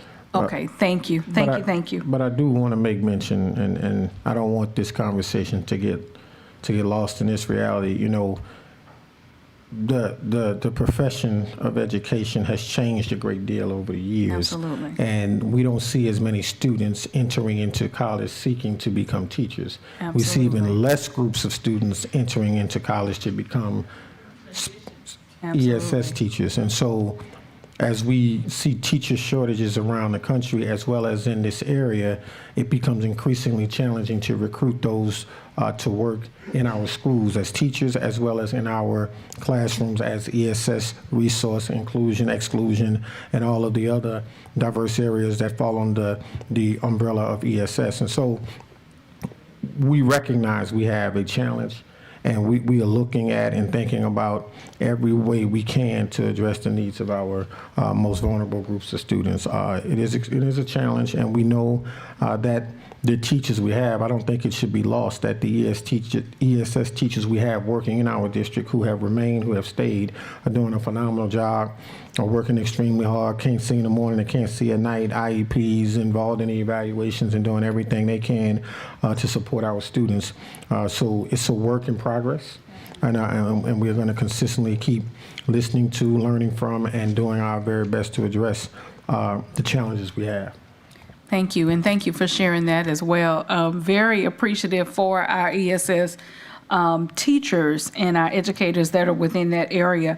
I did want to ask as well if Ms. Smothers, thank you, would come forward. I know we talked about in the past about teachers being able to get EL certification or endorsement as a part of or added on to their certification, possibly some benefit towards that for a teacher who is seeking that particular certification. And I know that it was briefly mentioned as well just a little bit earlier today of ESS teachers being able to get some type of endorsement as well. Could you tell us where we are in that process? Because I'm gonna be honest, that's what I've always felt like teachers needed to have the opportunity to have that additional certification, and it shouldn't be hard for them to get to that place because we have such a high need for ESS teachers. Yes. So we have a few things going. Oh, sorry. We have a few things going on. We are always working in the space of teacher certification, getting our teachers definitely partnered with many of our third parties, iTeach, et cetera, to help support that pathway. But what we are looking forward to in next month, we did do the application for Teach EBR, which it does include a component for mild moderate. So we are absolutely excited about that. And so we look forward to bringing some great news to the board in October once the state releases that. I hope they're listening. And so with that, we are looking forward to building our pathways for certifications in mild, moderate, or ESS for sure, with all, our teachers. We are also working with, and we talked about a plan today, we want to work with supporting our substitute teachers. We also have, I've shared with you all many times that we have site-based subs within our schools, and we want to make sure that we're spending the time, the instructional time and support to put some wraparound services really definitely around them in terms of instruction, how we support our students' behavior. And all of this was discussed today in real time and on time with Dr. Harris as well as Chief Edwards. We are excited about that. We're going to start planning on that on Monday, I believe it Monday, Tuesday. And so with that, that's how we're working in that space. But as it pertains to the endorsement, we are always, encouraging those additional endorsements in those areas. We recognize the needs and we are operating in that space. Do we provide any benefit in the case that a teacher wants to seek that additional endorsement? Oh, absolutely. We have reimbursements specifically for praxis reimbursements if they want to engage in that. We have 240 tutoring opportunities. So there are supports across our professional development and support programs for teachers and all employees who may be interested. We also have paraprofessionals who want to, take the pathway into education and become ESS teachers. And many of them have already been in ESS classes and of course are interested in moving forward. So we are recruiting, we are promoting, we are excited, and we're trying to get as many of our teachers in the space of certification as possible, as often as possible. Thank you. You're welcome. Mr. Gode? Yes, thank you for all the hard work, and especially thank you to all of our SPED teachers out there for all the work that they do. Teaching is a very difficult job, and that job in particular is one of the more difficult. But I do want to point out that some of this has been recognized. So we just passed, as part of the consent agenda, the differentiated stipends, and some of those differentiated stipends went to 3rd through 5th grade SPED teachers. So we recognize it's an issue out there. We're trying to do some things about it. There's more that we need to be done. We would definitely hire more if there were more out there to hire. And so I think all the ones that are out there to be hired have been hired, and we're trying to grow some of our own. So I appreciate the work that you're doing out there, but we recognize that is a critical need for our district, is more certified special education teachers. But again, as part of the thing, we're differentiating stipends for at least the 3rd through 5th grade special education. Thank you. Thank you, Mr. Gode. Mr. Lewis? Just one more comment. Okay. We've established the fact that that's a high need, a high critical need. And IEPs are something that we've talked a lot about up here tonight. If a teacher who doesn't have a ESS background, if they're moved over into ESS, who's showing them how to write IEPs? Who's showing them how to put together an IEP? We do offer, as I mentioned before, we have ESS compliance facilitators and an instructional group. That is their work. They work with teachers side by side in the schools. And when there are new teachers in the schools, they work with them on IEP development and the implementation. We're also in those IEP meetings, especially for those new teachers who are not used to conducting those IEP meetings. So they're learning as they go too. It's kind of on-the-job training. We've always got to support them in their jobs, but we also offer trainings prior to the start of school as well. So if I taught history last year and this year I'm in ESS, I'm having to learn how to write an IEP with assistance Monday through Friday during the school day. You would have to learn how to write that IEP, but keep in mind, all teachers in some way are connected to special education students. We have regular education teachers who are also a part of those IEP teams. So they're a part of the process. Even if I may have been teaching ELA today and tomorrow I've got to teach a special education class and write those IEPs, I have been exposed to the process. Okay, thank you. Are there any other board comments? Okay, do I have a motion? Mr. Martin and Ms. Paul Lewis. All those in favor of the item, can I get a yay? Yay. Yay. Yay. Anybody in opposition? Madam Secretary, can you call for the vote? Please vote.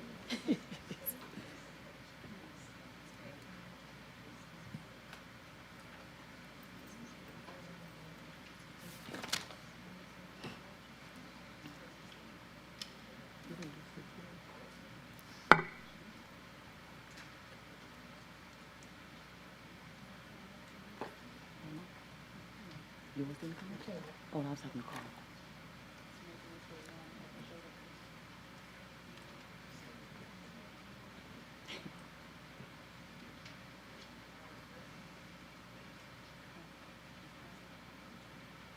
Mine popped up. This is this new system. It did it? Okay. It did it, April. She said. You said you did it. She said it just came up.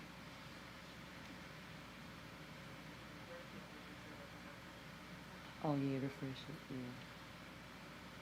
Making sure I do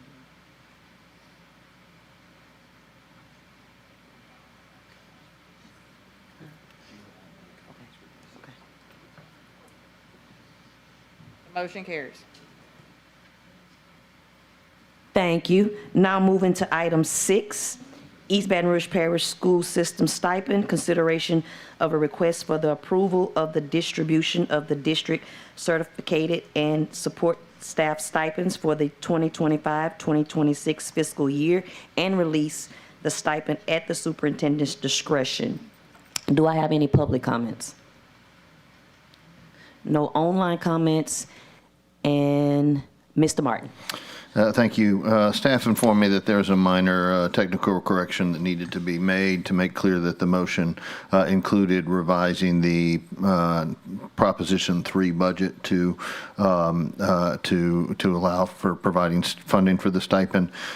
So in order to fix that, I move to approve the distribution of the district certificated and support staff stipends for the 2025-2026 fiscal year on November 17th, 2025, and to revise the 2025-2026 tax plan Proposition 3 budget to provide funding for the stipend. Second.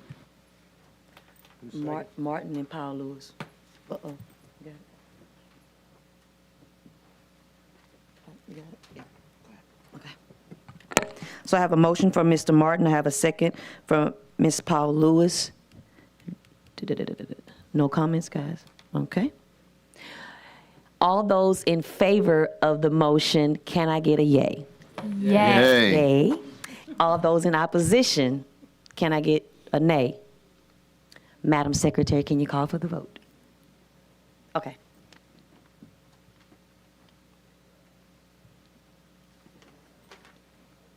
Okay, it did it quick this time.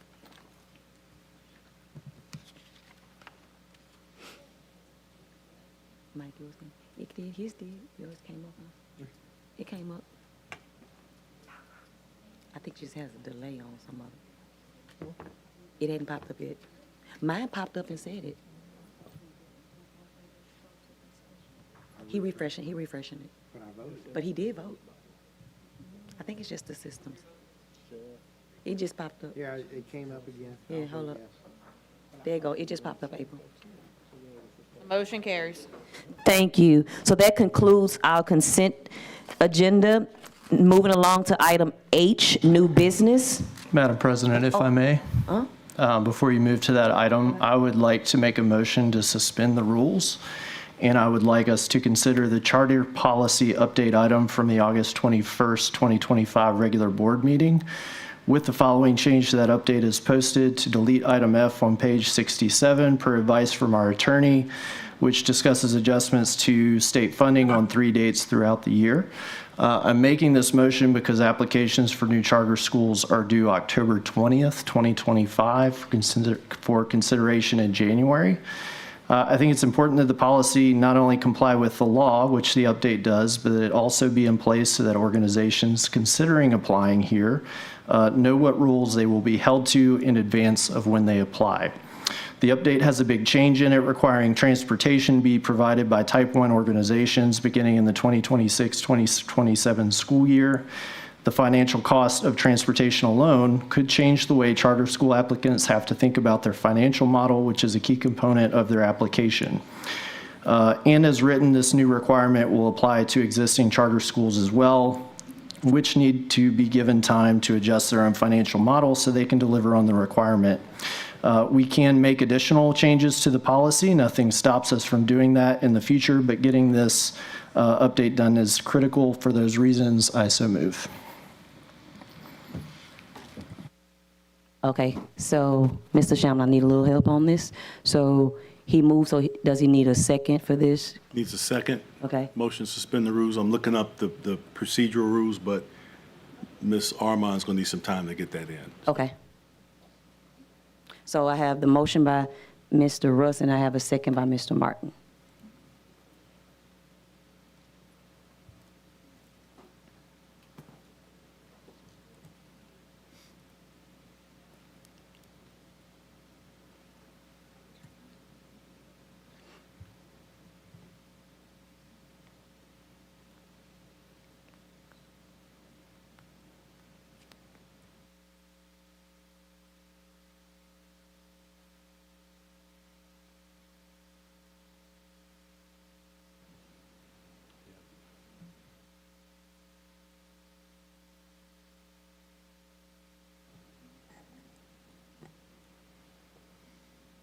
Okay, she has it in. The motion is to suspend the rules. The rules of procedure require unanimous approval of the board, of board members present. Yeah. You'll take public comment, board comment, and then a vote. Are there any public comments to the motion that we have on? Okay, no public comments. Any board comments? Mr. Russ? Oh, that was old, okay. That's old calling. Ms. Paul Lewis? Thank you.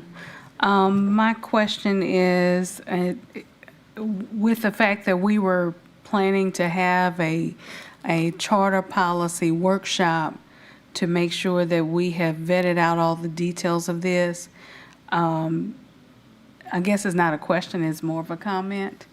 I am going to vote against even this motion to be able to suspend the rules because we as a body have really taken time within our time here on this board since January 2023 up to the present in stating that we want all items to go before the COW to give us the opportunity to have open discussion and then come back and follow the normal process for this, as well as we committed to having a workshop to expand even more discussion on our charter school policy.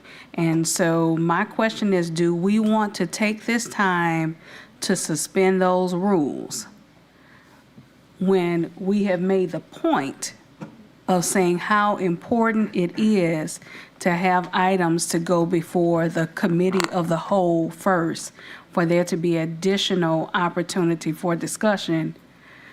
And we've stated that we need to have a workshop on this. So with that in mind, I am not in support of us suspending the rules for this particular item. Mr. Baloo? Thank you. I know we've had this go before the committee of the whole at least once, maybe twice, but I know at least once, and it was deferred to allow board members to ask questions and clarify some concerns. I just wanted to make sure from council, have those concerns, have the board members been able to have those concerns addressed? Yes, we've had discussions with all but one board member who was traveling, but majority of concerns have been addressed. A draft is ready for consideration. All right. And as far as, I know there was an attempt made to do a workshop, but that was canceled due to scheduling problems. I don't. And Mr. Superintendent, I think you also allowed or had your secretary try to schedule meetings with every board member to go over the changes and be able to answer questions. Yes. Okay. So I think we've had sufficient time to do that. I support the motion, and hopefully we can, for the reasons that Mr. Rust mentioned, I think it's important that we get this taken care of in some way this month. So, thank you. Ms. Sule? Yes, thank you. I was going to say similar to Mr. Baloo. I hate that we weren't able to have the workshop. Even in the midst of that, though, we did have it on a COW. We did have a chance to meet with staff and ask questions. I also tried to get it put on the agenda for tonight with an official ask so that we could discuss it, even though it wasn't the COW, because it had gotten moved and because we couldn't have the workshop, and that was denied. So I am also in agreement that we have had ample opportunity to discuss and look at things that we would like addressed in it. And so I'm also in agreement to suspend the rules and have a vote on it tonight. Thank you. Mr. Gode? Yes, I would like to ask our general counsel to describe, because we have been working on this for a while, and talk about the process that he has envisioned with us to come in and be able to vote on the policy with prescribed amendments and to it. So could you just describe the process that we're looking at? Because I do still have questions on this. There is not consent, there's not agreement on this total project. There are two big areas. One is the transportation, and the second is the renewal term. And so we've worked out a process that we can do this with. Mr. General Counsel, would you please describe that briefly? So with input from a number of board members, we've decided upon the board considering specific amendments to the policy separately first, where there was significant disagreement or differences of opinion on the board. Those items would be considered first. And once decisions are made by majority vote of the board on those specific items, then holistically, any remaining amendments that the board agrees upon across the board, there would be one vote to approve the remaining amendments in the policy. So I've worked this week to really talk with board members to figure out where the differences are. We started with 5 or 6 or 7 and worked it down to 2 yesterday and potentially 1. But there are some questions that have been asked, and there's a few came up today. So it is a process, but we do have a process worked out to answer the question. So it is incorrect to say that all of the board members' concerns have been addressed in the policy, the draft policy that's in there. There's still some decisions that need to be made. Yeah, I have one board member that I need to talk to who was traveling, and so that person and I plan to meet. But there's still not consensus on several items. That's correct. Okay, I just want that to be understood, Yes. that there's not consensus on the items. Thank you. Thank you. Thank you, Mr. Russ. Thank you. Thank you to the board for considering my motion. And, I think my hang-up with this particular item is that we have not allowed the processes of the board to play out in due course. The first time this item was presented to the CAL, it was asked to be pulled from the agenda, wherein we could have discussed the item. We could have highlighted and addressed differences of opinion and worked on the item before the next meeting, made any amendments or changes that we needed to be made. That did not happen. It was then on the regular agenda, in which it was deferred. Again, an opportunity for us, which we have processes to do, to make amendments, to discuss our differences of opinion. But instead of doing that in a public way and in a public forum, we've decided to kick the can down the road, have various meetings, and delay until we're putting our charter operators and our applicants at a disadvantage. And honestly, I feel like as a board, we are failing in our duty and response to do this work publicly and to do it in an efficient way by not utilizing the meeting structure that we use to do the work. So again, I hope that the board will consider hearing this item. Thanks. Ms. Sule. Mr. Martin. I just wanted to second what Mr. Russ said just now, in particular that it is appropriate and a necessary part of the democratic process that we sit up here at the podium. I don't believe we need a workshop. I believe we need the CAL. I mean, I certainly support, and I've said many times, I support things going to the CAL. As Mr. Blue notes, this did go to the CAL previously, but it's appropriate to have the board have discussion and debate at this podium in front of the public so they can hear what it is, not just, work all the things out behind the scenes. There's certainly a place for having private discussions as we work through these issues. Not every issue's got to be resolved here, sitting around the podium, but I think that's what's really overdue. Everybody say, hey, this is what I think, that's what you think? Okay, let's talk through that. And as frustrating as it may be sometimes for us, they have a right to hear us have that conversation. So that's the only point I want to make, and I support this motion. Thank you. Thank you. And let me just say this. I didn't go in the queue, but I just want to make this comment. Some of you have mentioned that it did go through the CAL, but the discussion wasn't held, and it was not open for the public to give their comment as well. The workshop didn't take place. Schedules could not come together for that, and as a result, that public comment and that public discussion that, of course, Mr. Martin just indicated that we should have in front of the public will take place next month at the CAL. So with that being said, all those in favor of the suspension, can I get a yay? Yay. Yay. All those in opposition of the suspension, can I get, I guess those who are in opposition of it get a nay? Nay. Nay. And so, Madam Secretary, can I now call for a vote? Please vote. And this has to be unanimous. The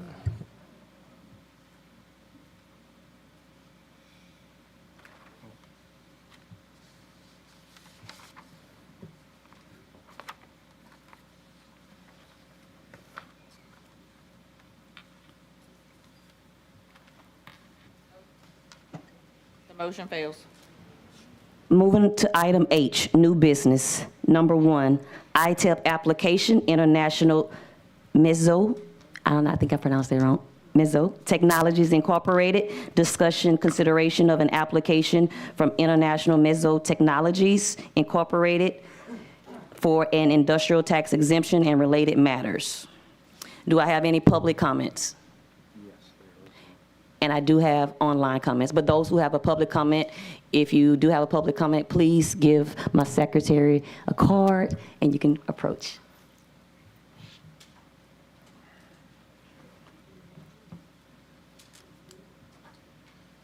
Good evening. I'm Jason Newell, Senior Vice President at the Baton Rouge Area Chamber. It's great to be with y'all. While I'm new to this role, I've been at BRAC for 7 years, but mostly my work's been outside of EBR, so I've met some of you and look forward to meeting the rest of the group. I do want to take a minute of privilege if I can. I'm a parent of a public school child and just grateful for the work that y'all do day in and day out.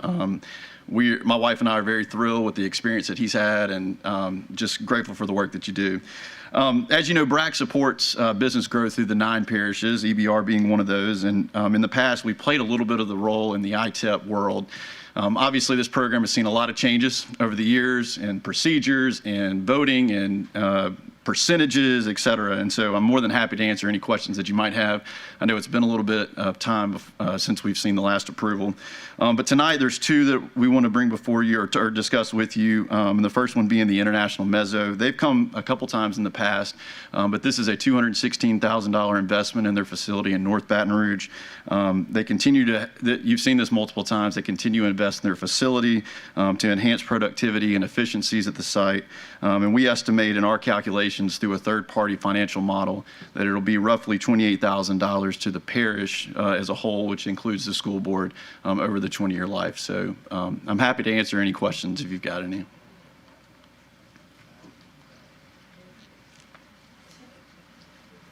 We have one public comment before we go to the board. I'm sorry, online comment. Yes, this is from Dr. James Finney.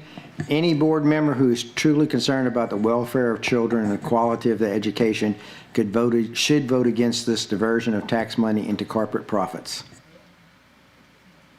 Thank you. Now we move to our board, Ms. Paul Lewis. Thank you. And if you can come back forward, thank you. Senior Vice President. Thank you for sharing this information. My question is, first, what school does your child go to? Mayfair Laboratory School. Nice. Next, my question is, tell me, by us supporting this particular ITEP item, what type of, benefit would this be for our economy, for our workforce? And then also, what is the commitment of this particular company to our school district as far as if we give them this tax break, how are they planning to be active in our school system?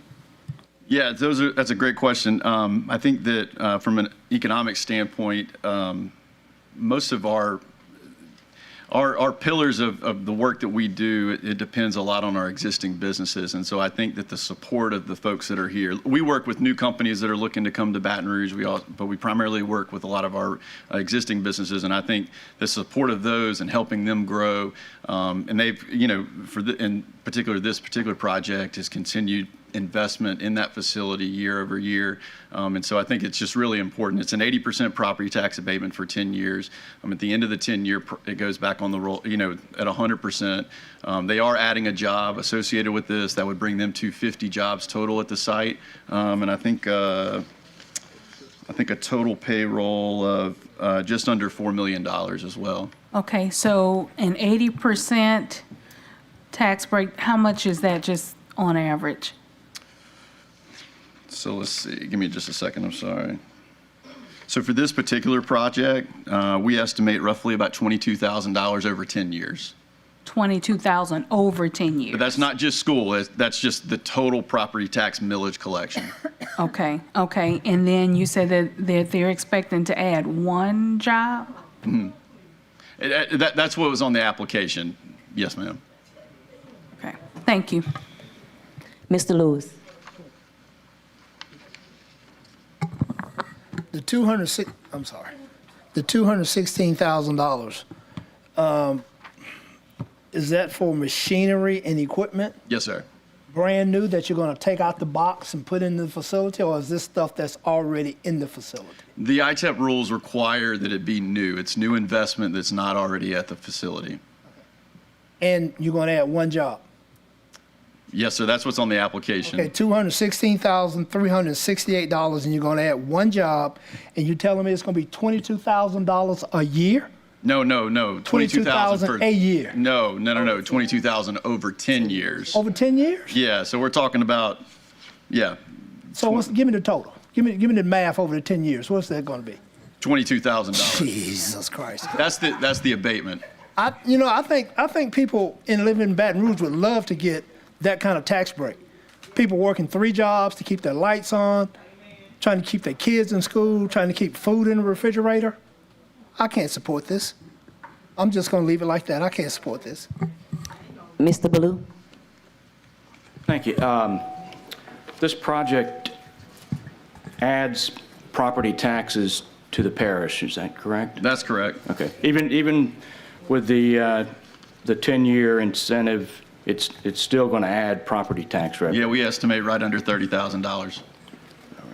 And the project has already been vetted by the State Economic That's correct. Development, and it's been in the works. They've been working on this for several years, right? That's correct. This is the end of the line. It's already been approved. That's right. It's Yeah. be taken up at the school board, the parish council will take it up, and the sheriff as well. All right. Again, these are under the 2018 rules, so it's a different process than what the rules are today.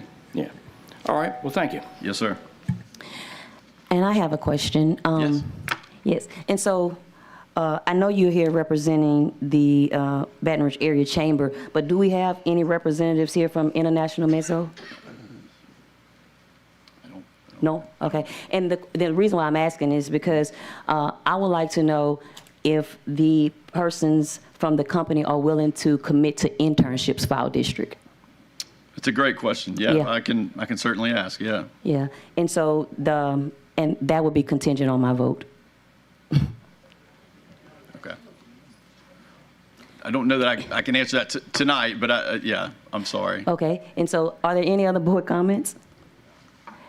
And now let me say this, and I don't know if this is something that's just off the top of my head. Because they're not here and because you can't commit to that, I recommend that we move this item until we can get that information. I mean, we don't have to, but, okay. You want to say something? There's some time limits. This has to be considered Okay. within a certain period of time. Okay, Don't consider it's considered passed. Then it's considered approved, yes. gotcha, okay. That's fine. I d- Do I have okay, go ahead. Oh, go ahead, Mr. Martin. Well, I was just going to note that I agree with my colleague, Mr. Ballou. This approving this project increases the amount of tax revenue that the district will receive. It increases it some immediately. 10 years from now, it'll increase more once the temporary abatement of 80% of the taxes owed is passed. And this is, $22,000 over 10 years for all taxes coming into this parish, of which I think we get like 60% of the taxes, the property taxes in the parish, something like that. So, yeah, that's, $1,000, $500 a year or something like that that's going to affect the school district. So I'm in support of this. Okay, thank you. Mr. Ballou, you wanted to go in? Okay. I just wanted to clarify something with council about the comment about any commitments on internships. Mm-hmm. Now, I know that this is a contract. Does the ITEP approval process allow any kind of amendments to the? No, sir. Thank you. Anybody else? Okay. Can I get a motion? Do I have a motion? Mr. Martin, do I have a second? Ms. Sule? Mr. Martin, can you clarify the motion is to approve? Yes, I move to approve the ITAP application. Thank you. And I have, it was Ms. Sule? Yeah, Ms. Sule on the second. Okay, all those in favor of approving the ITEP Mezzo contract, can I get a yay? Yay.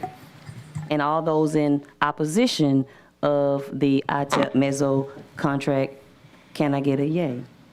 Nay. Well, no, because if y'all in opposition, that means y'all want to go against it, right? So It's then, nay. okay, nay. Nay. Nay. Okay, and Madam Secretary, can I get a vote? Please vote.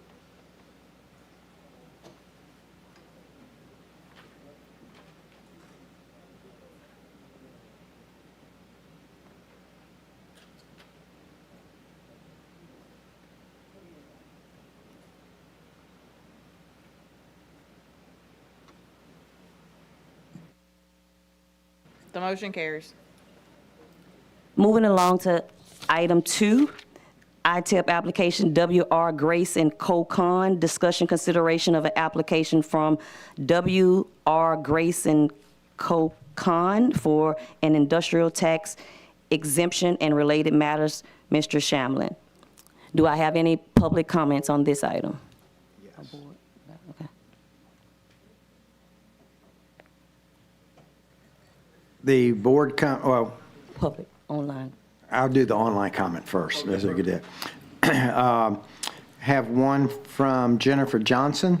Businesses need to pay their taxes. Render to Caesar the things that are Caesar's, and to God the things that are God's. From Dr. James Finney, the board's mandate is to provide education of the community's children. It is not to generate employment or to enhance private companies' bottom line. Please vote no. You have it, Mr. All right. I'm Jason Newell again. Again, another ITEP project with WR Grace. This is a $31.2 million investment that they're evaluating to make in North Baton Rouge off of Gulf States Road. This is a part of a more than $300 million investment that they've pledged to Louisiana at multiple facilities across the state. Again, these are enhancing their facilities and helping keep their competitive edge and competitive advantages and keeping the facility viable in East Baton Rouge Parish. We estimate with sales and property tax calculations that there would be a $3.1 million return on this project over the 20 years, and that includes $635,000 in sales taxes during the construction period. And happy to answer any questions as well. Okay. And we have, and I will say we have members from WR Grace here, including their consultants as well. We can talk more about the project if you have questions. Thank you. Because we do have board members that have questions. Ms. Paul Lewis.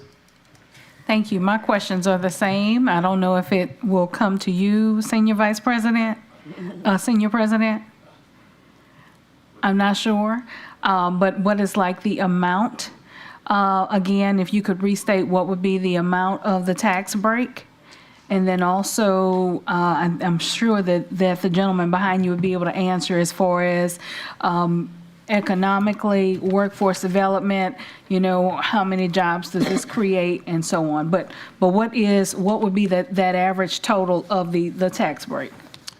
So the ITEP evaluation that we value, and again, it's an estimate, right? Because we, you know, the assessor is going to go out to the site and appraise it every year, right? And so this is just an estimate, but it's roughly 2.8 million over 10 years. So not per year. That's the total for 10 years. So divided amongst the 10. Roughly, gotcha. Yeah, it depreciates over time. We do have a depreciation associated in here. So, but the returns for the project of what they will pay is that 3.1 million over the 20 years, including that 635. There'll be a good chunk of money that comes in on sales taxes. So wait, you said the tax break is about 2-something million over 10 years, but the return is 3-something million over 20. Correct. And over the first 10 years, it's about 1.1. Okay. All right. Thank you. And if you guys can answer as well, thank you. Unless, Mr. President, you would like to. Jason, yes, I'm sorry. I kept missing your last name, so that's why I just said, let me call you Mr. President. My question, guys, y'all can come forward. Thank you. My question is about economy and how many jobs will this create? I live in the North Baton Rouge area. I represent that area as well, so that matters to me. As well as I know that Ms. Stewart is probably going to ask the same question in regards to internships. So adult jobs and student internships, if you could speak to that for us, please. This project will provide the infrastructure that's needed to have an expansion in our plant. That expansion of the plant could lead to 10 permanent jobs, 8 operator, 2 support positions, but we can't bring that in without the infrastructure needed for that. And any opportunity for internships? Absolutely. We would love to have, especially we welcome interns. We need interns. We need more students in the STEM field. So I highly support that. And just to add to it, my wife, I met her in school as an engineer. She left to be a teacher. So she left, and she's 20 years as a teacher because she believes in students. She's been a teacher for 20. She's not an engineer. She's not doing it for the money. She truly believes in it, and I support her, and she's my rock. All right. Well, thank you so much for that. How long have y'all been married? 30 years. Oh, what a blessing. That is definitely some goals. Thank you. Mr. Russ. Sorry, I forgot I was in the queue. I just want to thank WR, Grace, and Co. for investing in our economy. Investments like this are critical for the economy of our city and of our parish, and I do truly hope that you are able to accomplish that expansion. Jobs like operator positions are really critical to our economy, and we hope that you can partner with our school system and talk with our superintendent after the meeting about providing some internship opportunities, because we need a lot of those, am I right? And especially in the STEM field and in engineering. So I do support this. When you work out the math, investments like this are a net gain to our community. So I do support this in this program. Thank you. Please.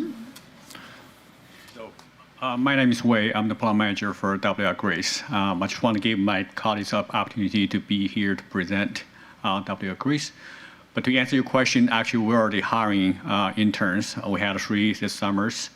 And not just for the entire plan, we also have different divisions, right? So process technologies, operations, EHS. So we're really welcome for all the interns. If they're interested, just let us know. It has to go through some application process.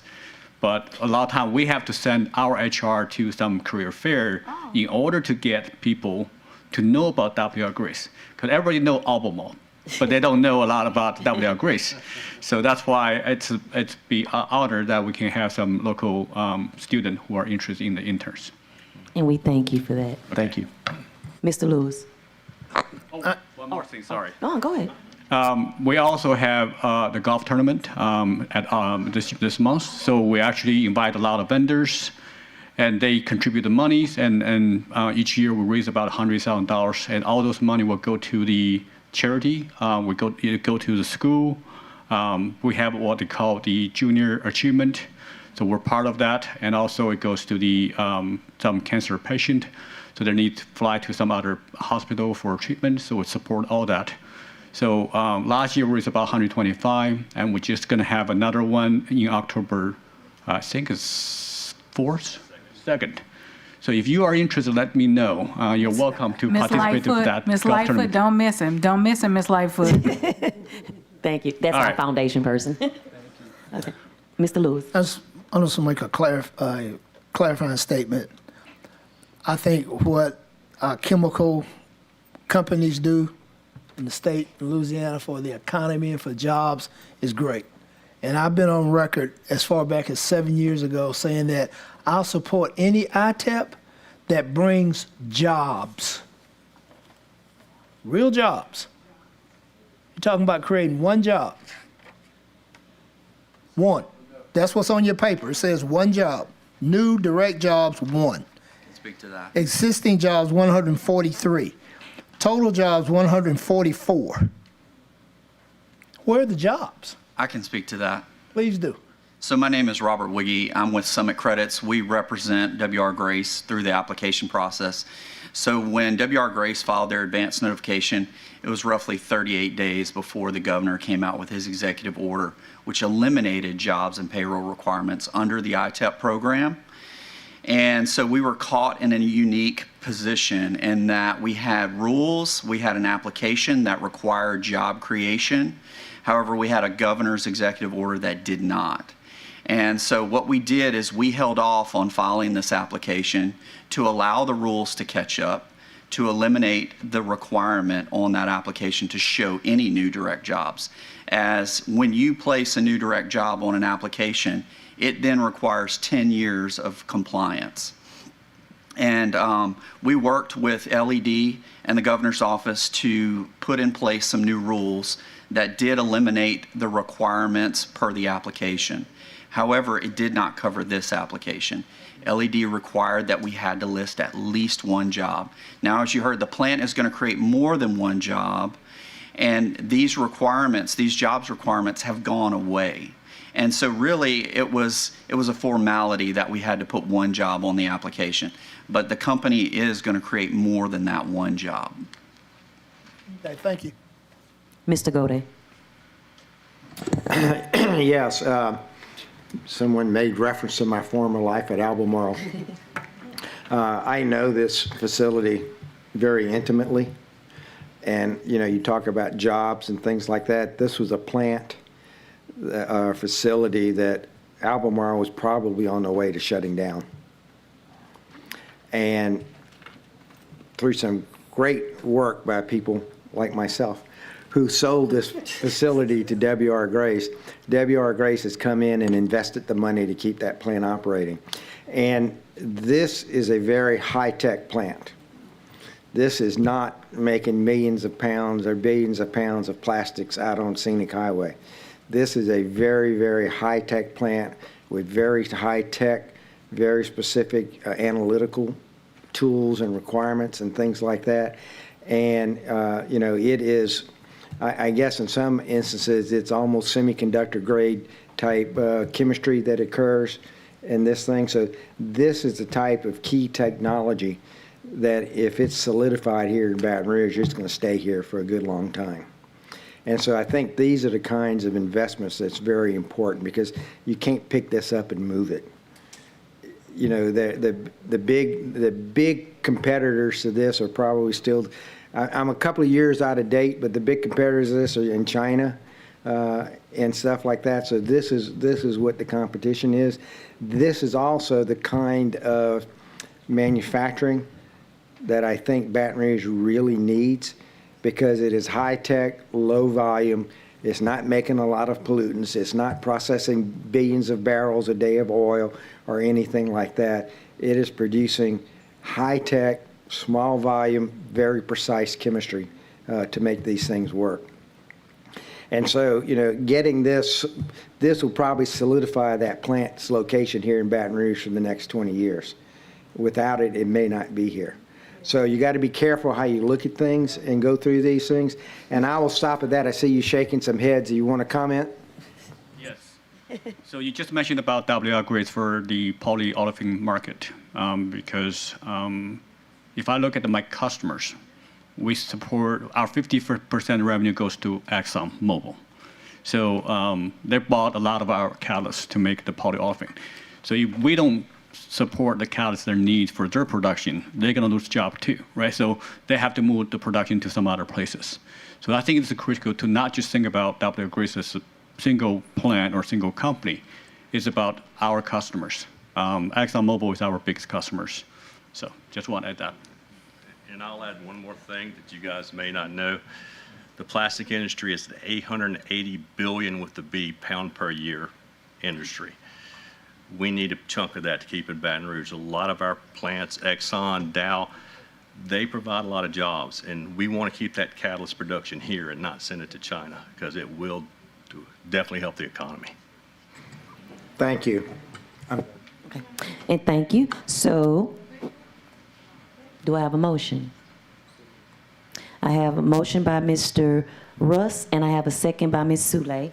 Clarify, a motion to approve the ITEP application. I was just about to ask you. I'm getting on it. Okay, so we have a motion to approve the ITEP WR Grace application by Mr. Russ and Ms. Sule second that. All those in favor of approving the ITEP application for WR Grace, say yes. Yes. Yes. Okay. All those that are not in favor of the ITEP WR Grace application, just say no. Madam Secretary, oh, it's already up. Can you guys vote?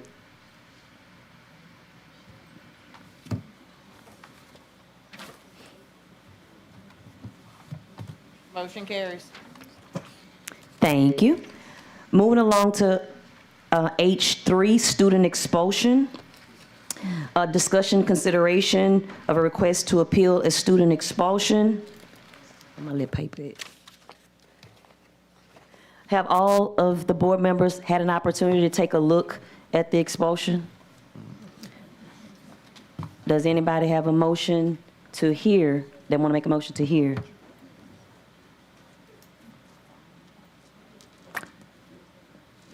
Fail. Moving along. Okay. Item H, organizational items. Mr. Russ. Thank you. Announcement of meetings. Committee of the Whole meeting to be held on October 2nd, 2025 at 5 p.m. in the Central Office Boardroom. Oversight Committee meeting to be held on October 6th, 2025 at 5 p.m. in Conference Room A of the Central Office. Some or all board members may attend. Regular meeting to be held on October 16th, 2025 at 5 p.m. in the Central Office Boardroom. And you got it. Oh, I'm sorry.